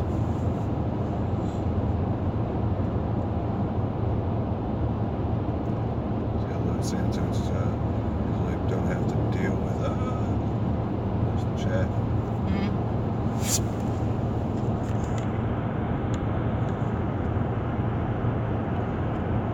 I have to deal with many liberals. Yeah. San Antonio's not really that bad, but yeah, like Houston, Dallas is kind of getting there. I'll tell you right now, I go through Dallas pretty frequently, and it gets kind of concerning with how liberal it seems like it's turning. But yeah, it's luckily it hadn't gone that way yet. But you talk about, you know, gun owner refugees. I agree that, you know, hey, I'm open arms there, you know, because I know everybody wants their gun rights. You don't want to be in a state that's not gun friendly. You want to be in a free state. I have no problem with it. If they want to move here, they can move here. But you got to think about it, the concept, you know, if everybody moves that loves guns or wants the Second Amendment rights moves to Texas, then there's California, there's nobody left in that state to fight the fight. Yeah, there's nobody left to fight the fight, and you're talking about one of the most heavily populated states completely going unlimited liberal, unlimited anti-gunner. So, and it's one of the largest states. So yeah, that's kind of a problem. That's why we also need to, with all the stuff I just said, we still need to fight for the rights for every state, not just our states that we live in that are already free.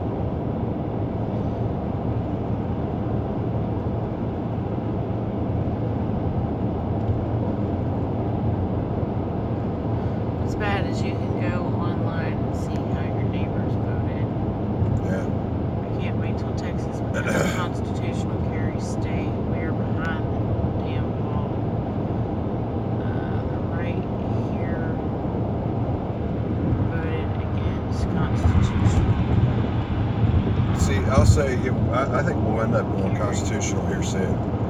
That's something else I've said before. The way I see it, getting open carry in Texas, getting a reduced fee, it's them kind of avoiding the subject, but us working that direction for constitutional carry.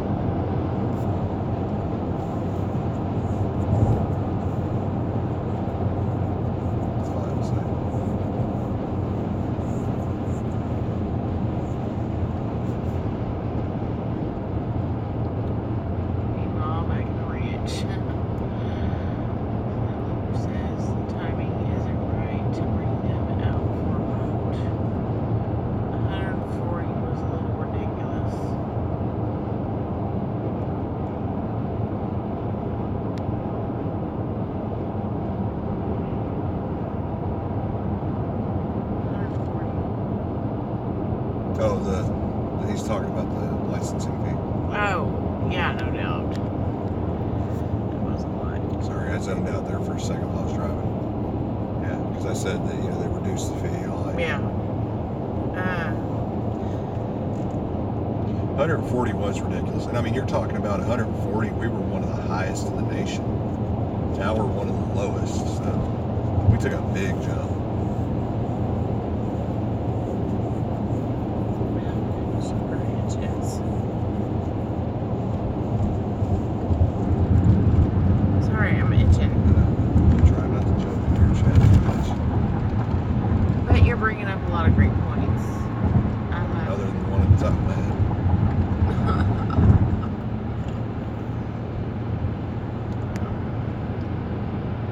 Holy crap, we've been going for an hour and 40 minutes. We're getting close to Texas. The roads are getting a little bit better.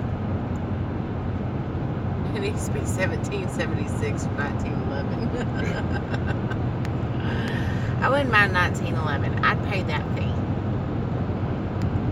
1776 sounds even better though, because I like saving money. 357. Yeah, I like that one. I think you should pay. You should have to pay your caliber choice in dollar and change. So 357, 450. I'd pay $450.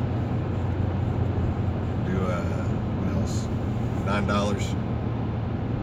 Or that'd be $9. So I guess actually 450 would be 45 cents. $9. Because it's 0.45. Oh. Yeah. You just gotta be careful picking out. 22 cents. You gotta be careful picking out your Winchester. A 500. Don't pick out a 500 Magnum unless you want to be paying $500. I don't know anybody.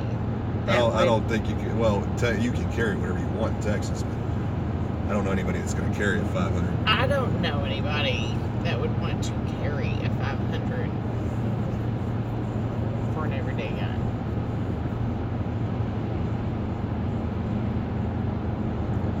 You'd have 357, 380, 38 cents. So how would they do that, I wonder, though? Because if you're doing a 357 Magnum, it's either, well, I guess, your main caliber is the 357, so that could have to be that. But if you think about it, you're doing 357 Magnum, which can shoot 38 Special. So you would sit there and add 38 cents to it, since it's one that can shoot both. Don't ever say don't joke with me. It's because it's one of those people that needs the biggest thing of all times. He said his cousin's one of them that always wants the biggest gun of all time. So like 500. I gotta pee again. We are right here, almost to the border. Of course, I've got to stop for a potty break. I gotta go potty. I know y'all really want to know that. Honestly, if I had a 500, there would be. I'd totally shoot it. Well, I'm just saying there would be some occasions that I would be taking that out and carrying it, just because, honestly. In 500 feet, turn left toward Service Road. No, we're not going to turn left toward Service Road. 500 feet. Take the next left toward Service Road, then turn right onto Service Road. You need to go to the other side. Can I squeeze through there? Yeah. You think so? No. Why don't you just Park over here. Yeah, I'm just gonna slap it right here. I don't want to block any of this stuff for gotcha. the semis. Well, I'd like it if you wouldn't jump the curb. It's fun. Okay, I'll be back. Whatever. I don't know what I'm gonna do with him, y'all. I really don't. He's lucky he's cute. So, is that a 500 in your pants, or are you just happy to see me? I would totally look at Tardot and ask him that if he had one. Appendix carry. I really can't wait to get the belly band holster in, because I'm gonna start bottom of boob carrying, I guess you could call it. I don't know what you'd really call that. Top rib carry. I mean, it's not really a belly because it's literally right under where my bra goes. Hits you in the chin when you sit down. Pretty much. Oh, the undertuck. I like that. Undertuck.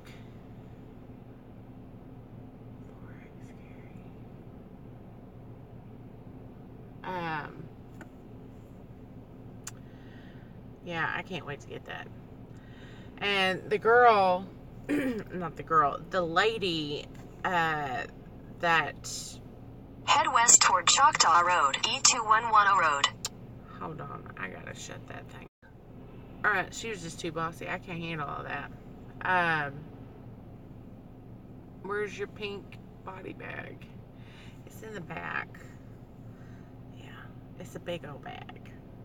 I'm excited.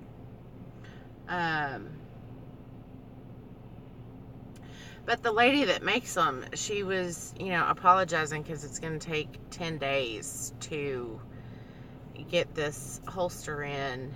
And I looked at her and I made her laugh because I was sitting there and I told her, I was like, I've waited 3 months for a good bra. 10 days ain't going to be nothing for me. It's going to fit my 1911. I'm good.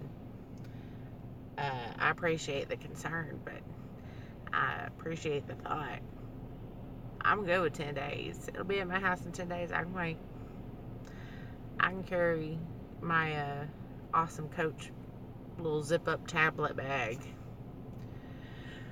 And that's pretty much what I carry when I'm in the car.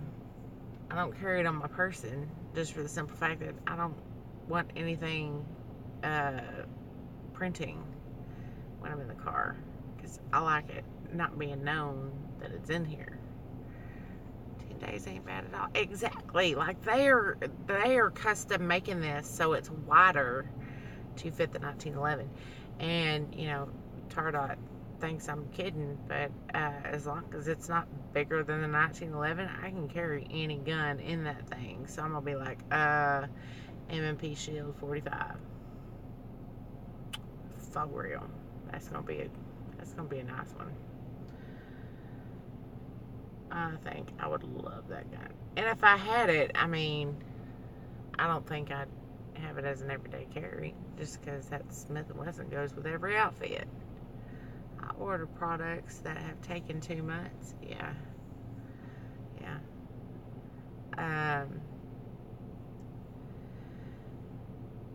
It's not only like girl stuff. I've ordered stuff for Tardot that took forever to get here. 6 to 15 weeks. That's weeks, not days. I'll take 10 days. Over it. Bam, chicka, wow, wow. I've ordered products that have taken 2 months. We're talking about the belly holster.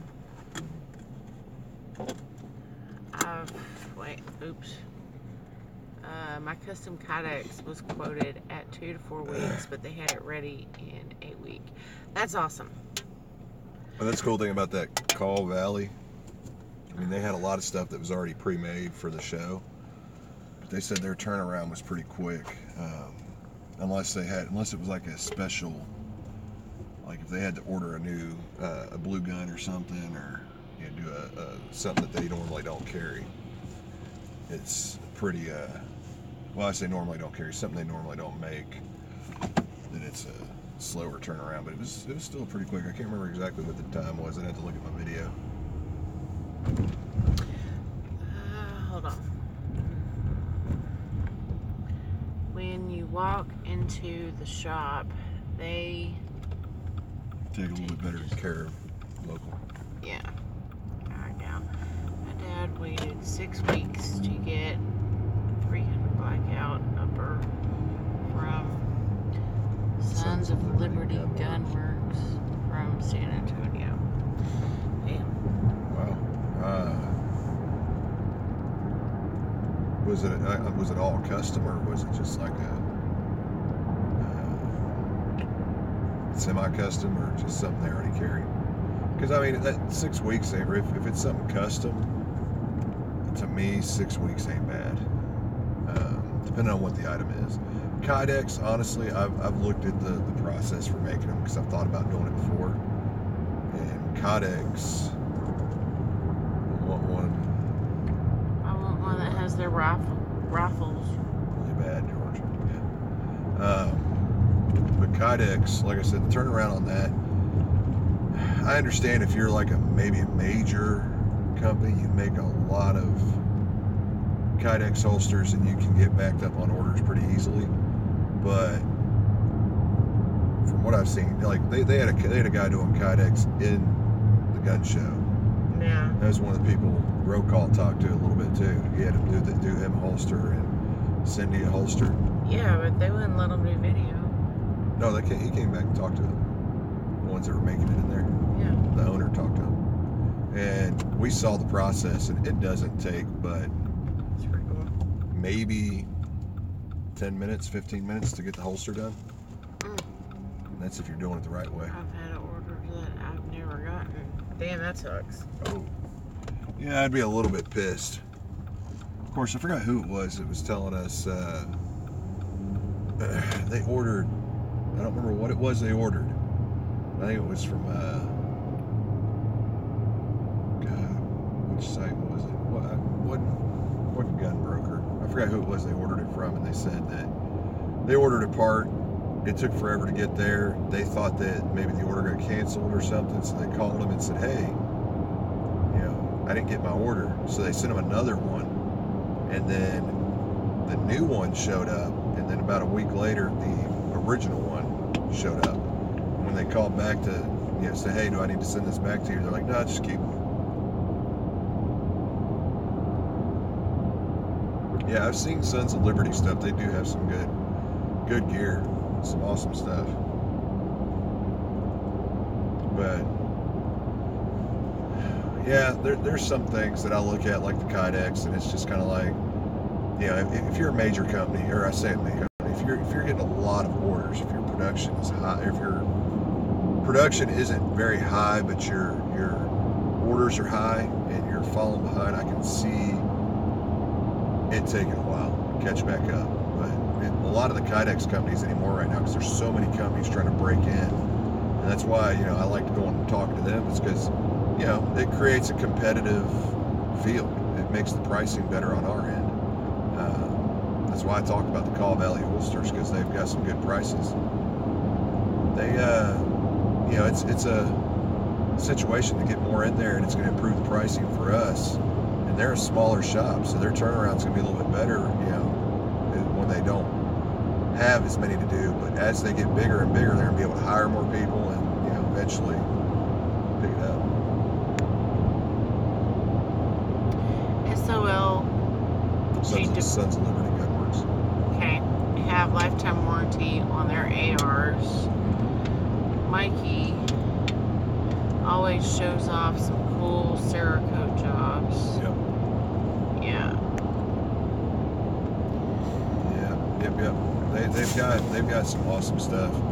And there's some of these AR builders that were up at the show that they had some awesome looking things. There was a couple of custom.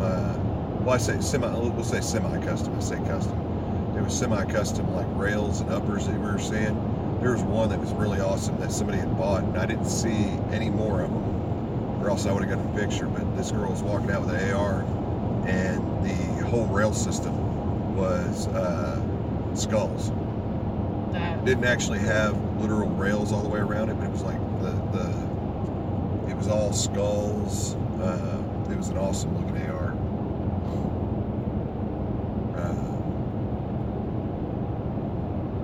I'm trying to think of what else there was on ARs. I don't know. I got a lot of pictures of some really awesome guns. Small operations like where I got.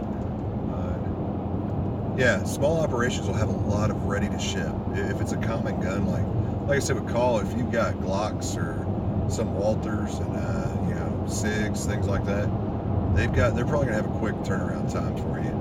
The only time it slows down, and it's not going to slow it down a whole lot, is if they have to get a specific blue gun, or maybe even do a shipping situation. I've seen some of those smaller operations where, if you're close by, they'll say, hey, bring your gun in, or they'll say, hey, if you can ship us your gun, stuff like that. I've seen some of them ask if you can ship your gun or something, but usually they'll buy a blue gun and go through and do a holster off of that. And yeah, it's smaller operations usually have a better turnaround time.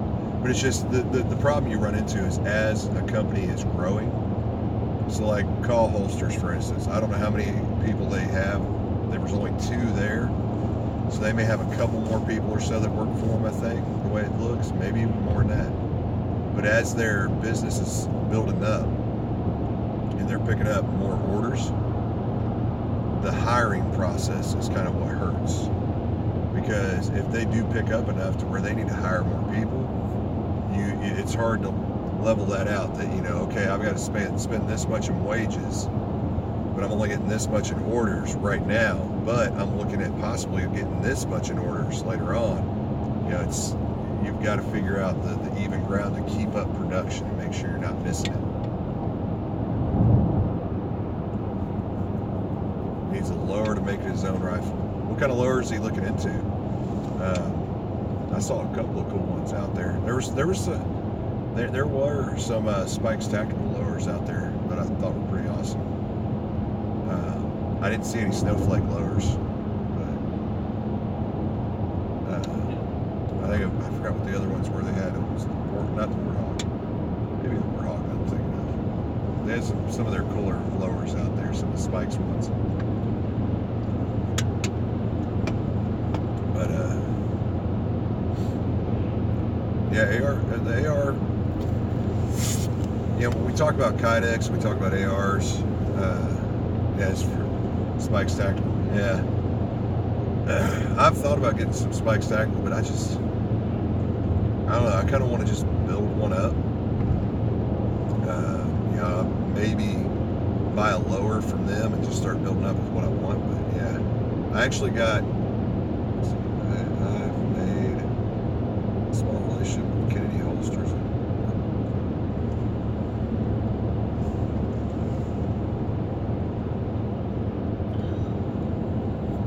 Yeah, there is a lot that goes into making holsters, especially if you start shifting into leather and stuff. But back to the AR thing, yeah, I'm kind of wanting to do a custom build. We were talking to Travis P11 before we left, and he was recommending, I've already forgotten the name, so I'll have to get a hold of him and find out again. He was saying to get a hold of this one company, does Harden. I don't know if it's manufacturing or what else they go by, but Harden. And Hard Armor, wasn't it? No, it was Harden. They do ARs. I think it was Harden. Anyways, but they do ARs, and they do kind of semi-custom builds and custom builds. So, and I mean, he was saying they're a small company right now, but they build everything in shop. So, you want a stainless steel barrel, they're going to go through and build that barrel in their shop. This isn't like, AR builds where they're just going and buying all these pieces. They're actually machining out all these pieces, and he said their guns are actually high quality. So yeah, that's the great thing about and they're those right guns now, is you can make it exactly how you want. And he said right now because they're such a small company, their pricing is very competitive. So it's probably going to be one of the places I look at. I think it was Harden, something like that. I thought it was Hard Armor.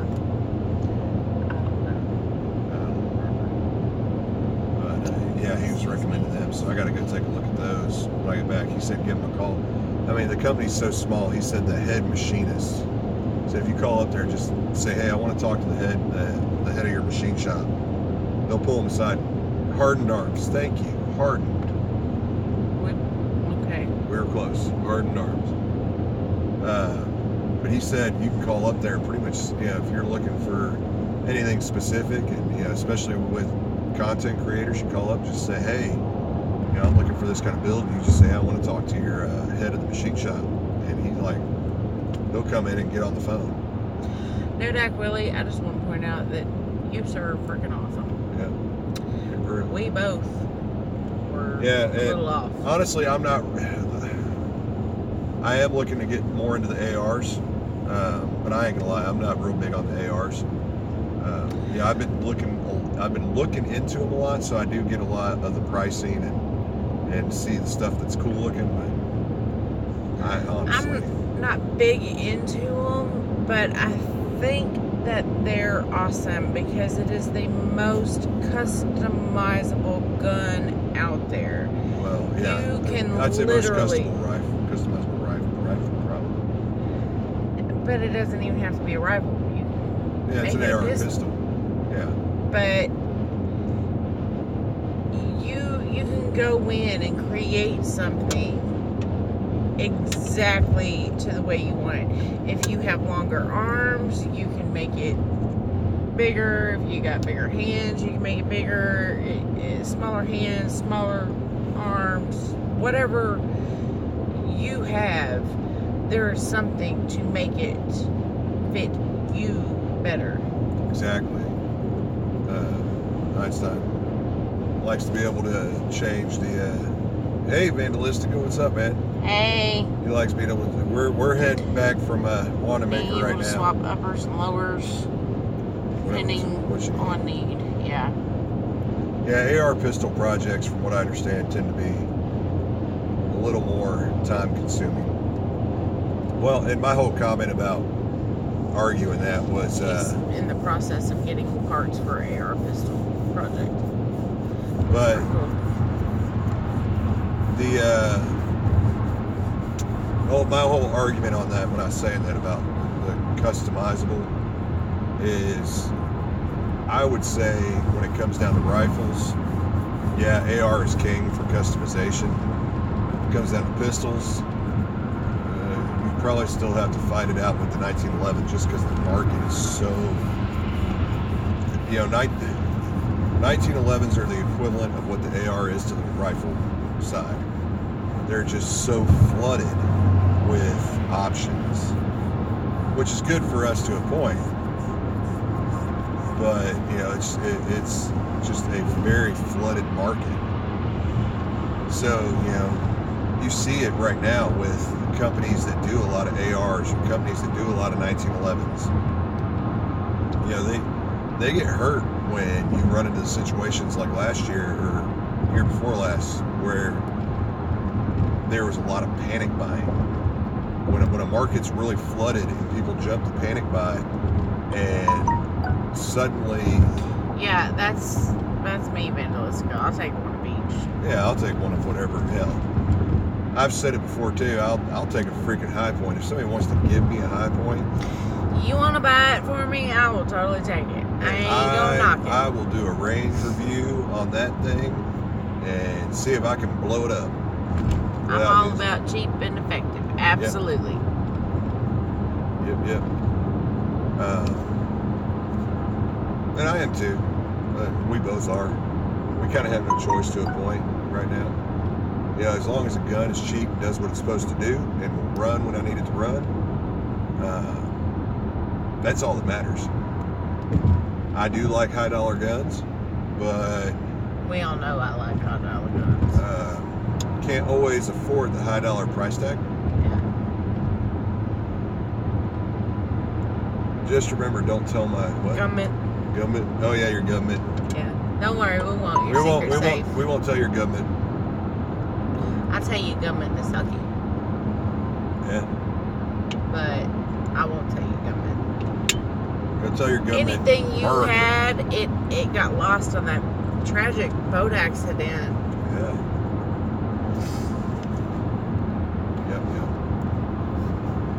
Yep. Hey, I'm getting tired. Hence the Rockstar also not a. I'm tired. I can't remember the word for it.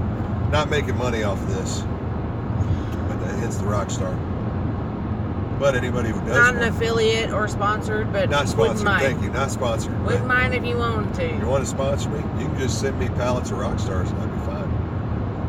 Please don't send him pallets of Rockstars because he will probably drink those pallets of rock stars.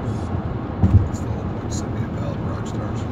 But you would end up going through a pallet of rock stars faster than what a normal person should be going through that many rock stars. Should a normal person be going through? Huh? Phone over there.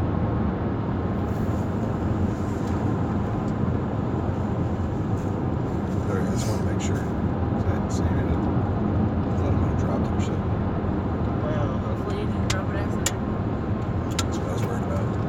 Okay.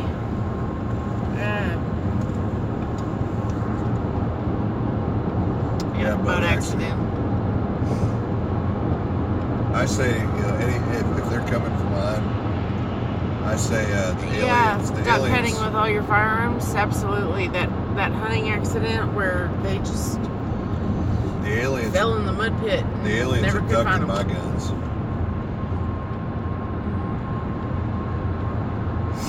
Them Martians. The Martians, they abducted them. I Abducted can't my drink guns. energy drinks anymore, but I kind of miss Rockstar to Oh. relax. I'll tell you, I know that's a weird statement. Needing an energy drink to relax, but I do know what you mean. We And pretty much honestly, drink them before we go to bed. It's kind of weird. And then we go to sleep. he's never, Nodak's never owned any guns. Sure, wink, wink. Me neither. Yeah, I've got to start laying off the rock stars. It does. It really throws you off. Wait.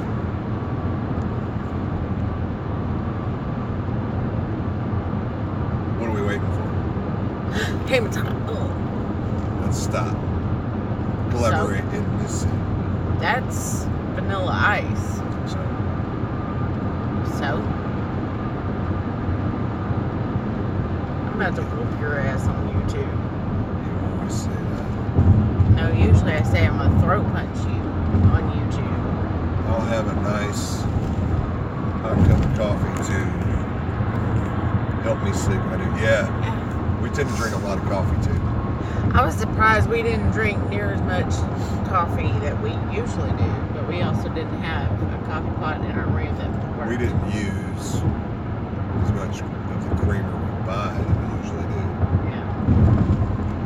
I still had probably about 8 cups of coffee before we actually left after we said we were going to leave and stuck around for 3 hours.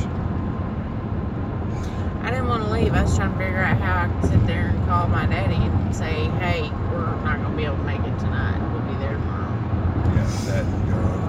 I didn't think it would, so I was like, That would well, go I'm going over to stick it out swimmingly. until I can't wait any longer. Gonna have to get back home. So we're getting home at 4:55 in the morning, which we've only got 53 minutes to go. Yeah, we're not too far. We're about 60 miles ish, something like that. That's what, Oh, Nodak never never owned a owned a firearm. firearm. That's what I'll tell the feds when Yeah. investigate. Yep. Yeah, man. No, a lot of us in the U.S. right now, because just all these unsubstantiated threats, we're Irving to coming up with where our guns went to. Oklahoma, that. and he drank a couple of 5-hour energy drinks while driving. His shoulder started to twitch. Hey, John 12 gauge. Hey, John. So now we got Austria representing too. No guns here. Sorry, fellas. Yeah, George, the one that really screwed me up back before I really started drinking a lot of energy drinks was Red Lines. Had a buddy of mine I worked with bought a 4-pack and he handed me one and dared me to drink all of it. But little did I know you were only supposed to drink like a quarter of it. I chugged the whole damn thing and was bouncing off the walls for the rest of the day at work. Hey, Tar. Crap. Oh, is this the best passenger you've ever had? Oh, because of Uber driving you around? Yeah, but she pays like crap. I don't pay you with money, but, you know. That's true. I think I do other things that make up for it. Brown chicken, brown cow. Whatever you want to call it. But you better not be having passengers pay for it my way. You'd be the first.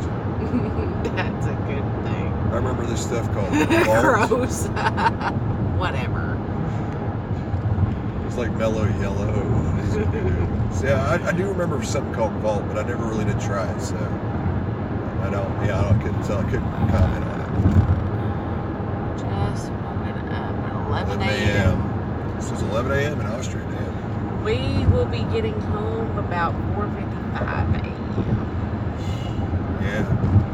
So I have a feeling we won't be getting up till like 11 a.m. Well, the kids will probably turn around and be up in the next hour, 2 hours, unless we're lucky. The grandparents somehow freaking been able to manage to get the kids to go to sleep and sleep all night in their own damn beds by 9 or 10 o'clock and not wake up till the next morning. Hello, Jeffrey. Last time I made that drive, it was with a 6-pack of Jolt Cola. Talking about the drive to Oklahoma? Because I will tell you this much.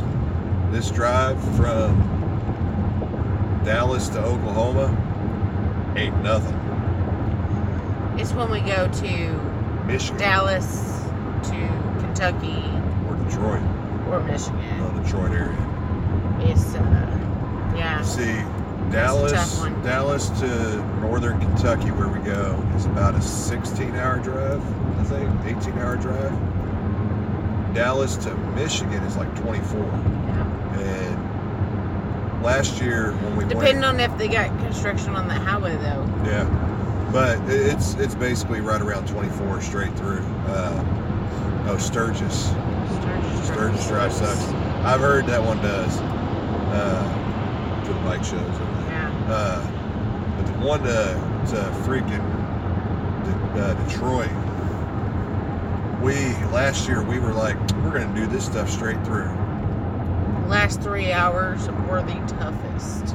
Do not do a 24-hour drive and go, we're gonna drive this straight through, because dear God, you start to hate life after a while. You just want to pull over and go to sleep. Oh yeah. It's kind of how I feel right now. Well, didn't help we kept sitting up. Yeah. But I really didn't want to leave. I really wanted to just stay in Tulsa for another day, but I knew my dad had to go to work, so.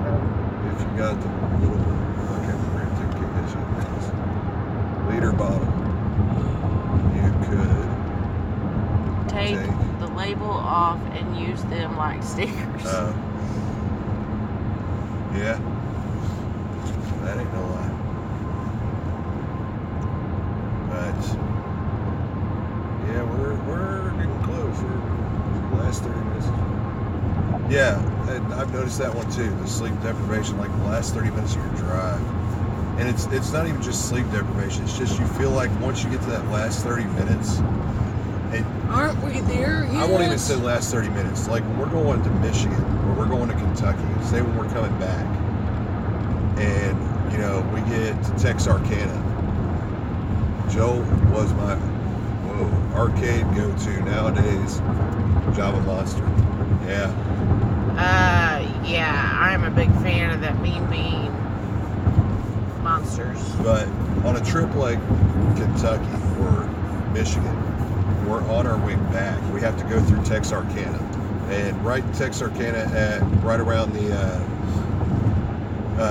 border with Arkansas, it's an overpass that says the Gateway or something like that. And it's like when you hit that, you know, okay, we are almost there. And the second you say that is the second that this 1-2 hour drive or whatever turns into freaking feels like 6 hours or 8 hour drive from Texarkana. and it gets ridiculous. And all you can think of the entire time is, I want to get home, I want to take a shower. Actually, before anything, I just want to sleep. It gets, I love road trips, but then when it comes down to that part of it, I freaking hate them. When did the streams? We have been okay. So we're on our 4-hour drive back to Dallas from Tulsa, Oklahoma, from the Wanamaker show, and we are now at 2 hours and 15 minutes live of us just rambling about everything, anything, and everything. Yeah, I don't even remember how this started, but we've talked about rifles, we talked about the gun show, we've talked about energy drinks. What else did we talk about? We talked about me being your best Uber ride. Yeah, my best Uber rider. Except they don't pay you gas. Yeah. And Vandalistic, I said, gross. Yeah, hackser skills. Yes, we do. We've got those. What are hackser skills? Hacker skills. Oh, okay. It's leet speak. Gotcha. I know what leet speak is. Yeah, coffee for us, dude. We've been on energy drinks. Today I've probably had about 3 or 4 of these. She's probably had a few of those. This is my second. Before we actually got up off our butts from the hotel and left, no joke, we sat there talking to everybody. Oh, and had before we left tonight. Leet. I had 5 cups. That would be leet as fuck. 1337. It's always leet. L-E-E-T. Uh-huh. Yeah, I used to play. What is leet? Okay. There's a game. I used to play MMORPGs, the online games. There's one that's called. I'm having a brain moment, so somebody else will probably throw it out there.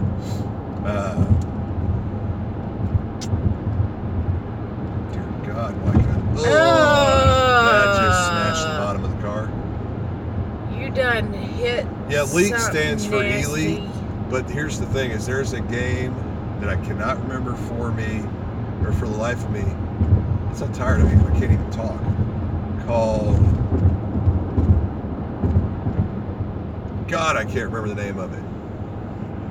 But I used to play this Elite. That's what Elite stands for. Is Elite. No, nerds. I don't know any of this stuff. No, I'm right there with you. Wasn't World of Warcraft. This was well before World of Warcraft. Wasn't an armadillo this time. It wasn't an armadillo. It was already dead. Whatever it was. I don't know, but it smashed on our car. Yeah, I'm gonna have to wash the car tomorrow. Wasn't Counter-Strike. It was around the time of EverQuest, and it was a sci-fi one out in space. And God, I can't remember what it was called. Anyways, but the whole point of this thing is there was a little animal on there called Elite, L-E-E-T, and so it started. It didn't start with that game, but it kind of did. It really picked up pace with that game because they had the Elite, and the Elite used to speak like that in numbers and all that stuff. Not Star Wars. It'll eventually come back to me. Not Eve. Oh, no, it wasn't Eve either. I did play Eve for a while, but it wasn't Eve. It was similar to like the EverQuest idea, but it was it was similar to EverQuest, World of Warcraft, but it was sci-fi. So you weren't in space. You were, and it wasn't the Star Wars one, but you were running around and all that. It is a lot older. It was around the same time as EverQuest, probably about 98. Went StarCraft. Now we're going to sit here and play guessing games about video games. The only video games I know about is like Final Fantasy. Oh my God, what was it called? It's going to drive me nuts. Wasn't Shadowrun? Oh, that's like right on the tip of my tongue. I can punch you in the side of the head, make sure it knocks loose so it comes out. Oh man, get my phone real quick. Let's see. We'll see if anybody remembers this game once I can actually pull it up. I'm trying to play Counter-Strike. Y'all aren't seeing me do this. It is bad to type on your phone and drive. Well, how about you? Okay, type in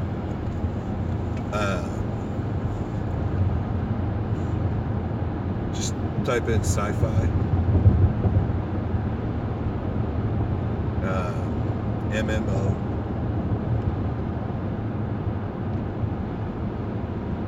And then put Leet, L-E-E-T. Search.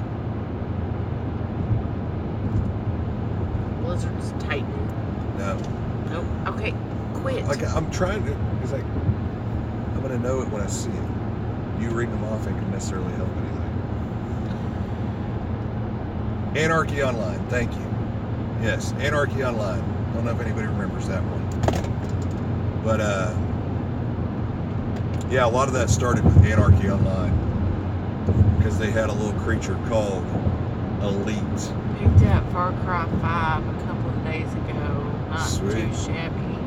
I played, honestly, I haven't done a whole lot of games in a while. Last Far Cry I played was 3, and I played a little bit of 4 with my dad. I'm not quite Or sure what stepdad. that one was. What? John Gage that you're talking about. Just Shadowrun. Shadowrun. That game first. Shadowrun's a Motive. game. It's an older game. About 6 years. Kind of missing. Shadowrun RPG. Yeah, an RPG. Yeah, the game I was talking about, those Anarchy Online. It followed suit. It's right there with EverQuest. Came out around the same time. Followed that suit of kind of like the open world MMORPG. Actually, it was more like space, but you know, you didn't really do spaceships a whole lot in the beginning. It was just your little guy running around. So it was a pretty cool little game. Yeah, one of the little creatures in there was called Elite. It's like with World of Warcraft, it'd be the equivalent of. I ain't gonna try to play the game again. I'm trying to figure out what the hell it was called. But Elite, it was just a little NPC thing you would fight, and it spoke in Elite speak.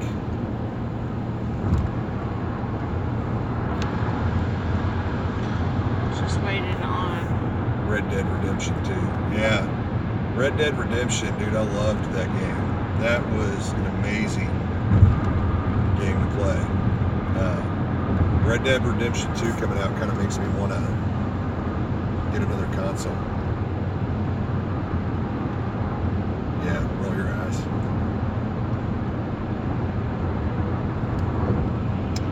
Whatever. Now that we got all on. We're heading into Nerd chat. we're heading into Never Enough Ammo's territory. Yeah. I gotta stop talking for a minute. My throat's getting scratchy. Talking to people. I don't know how to talk about this stuff. I play Super Nintendo. And I haven't played that in years. I'm not angry, y'all. Sorry. Well, I take that back. I used to play Call of Duty. And then I played a different version. Oh shit, what's the other one?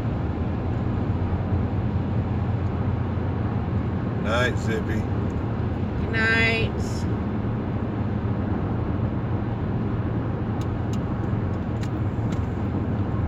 Crap, I can't remember what the other one was that I played. I played Grand Theft Auto and crap like that, but it's just not into my Sex thing. toys. Kodak said he walked into his living room and Adam and Eve was showing a commercial or whatever for sex toys. Or is somebody having an Adam and Eve party right now? You know those happen? Are you holding an Adam and Eve party? I'm totally gonna have an Adam and Eve party. It's gonna be awesome. You can also be I don't know if it's an MLM or just a I could, affiliate. but I don't want to sell sex toys. You don't want to sell sex toys? No. Why? I can't have a conversation with other people about sex toys sex without toys. turning bright red, giggling.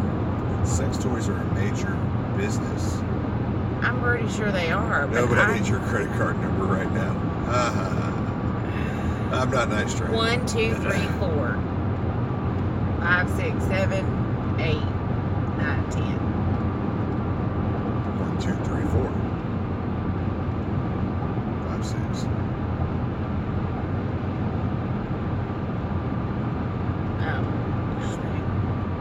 They're usually like what, 16 numbers, 12 numbers.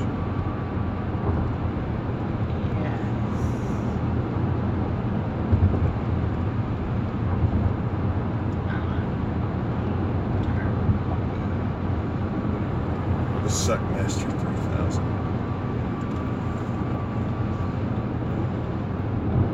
You know, you could probably get a vacuum cleaner a lot cheaper.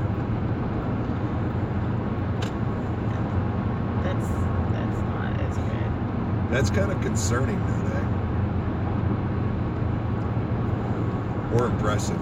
One of the two. It all depends on how you look at it.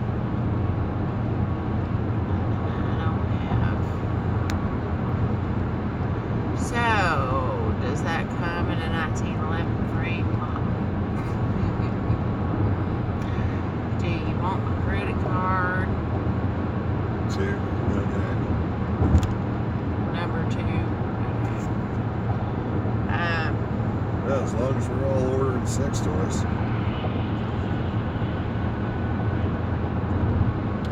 I don't know. You get a dildo.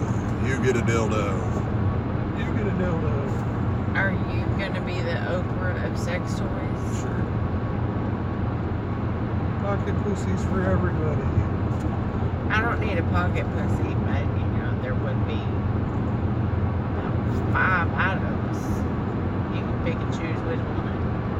A pair of handcuffs would be really nice. Fuzzy. Who in the hell wants fuzzy handcuffs? It's just fucking weird. There's apparently a market for it. They make It's weird. a camo one. It's a camo dildo. I ain't never seen a camo dildo, but hey. See, it would be hard to find it when you needed it. It's such a dad joke. Yeah, it is. Except for us talking about dildos. That's not going to be something I would tell the kids.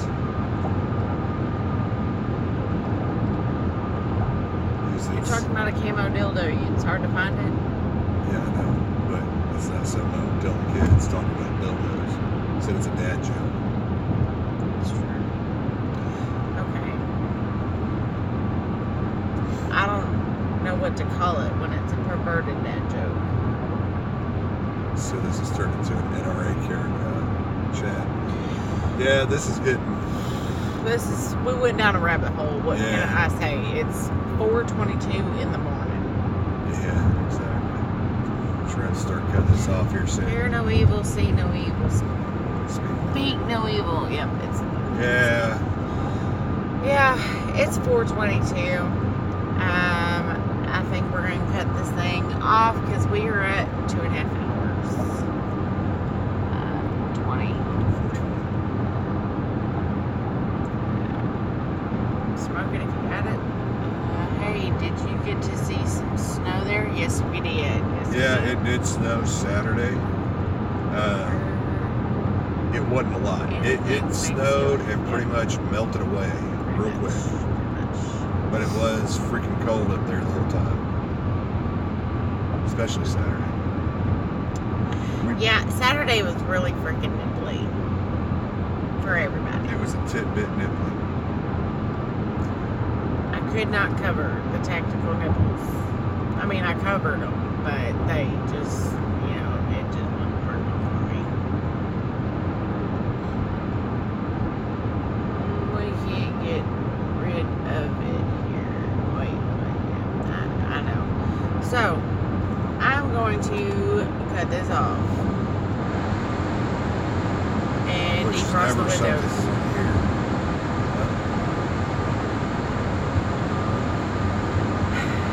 Rabbit holes, y'all. Rabbit holes. So, thank y'all for watching with us as we try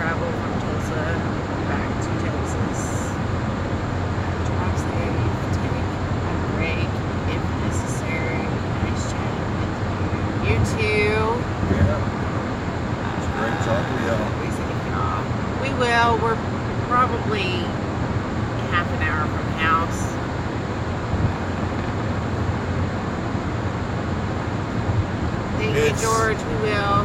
Yeah, George, Nodak. Yeah, it's whatever y'all want to call it. It's night until I go to bed and wake up. Yep, then it'll be morning. All right, y'all two, take care.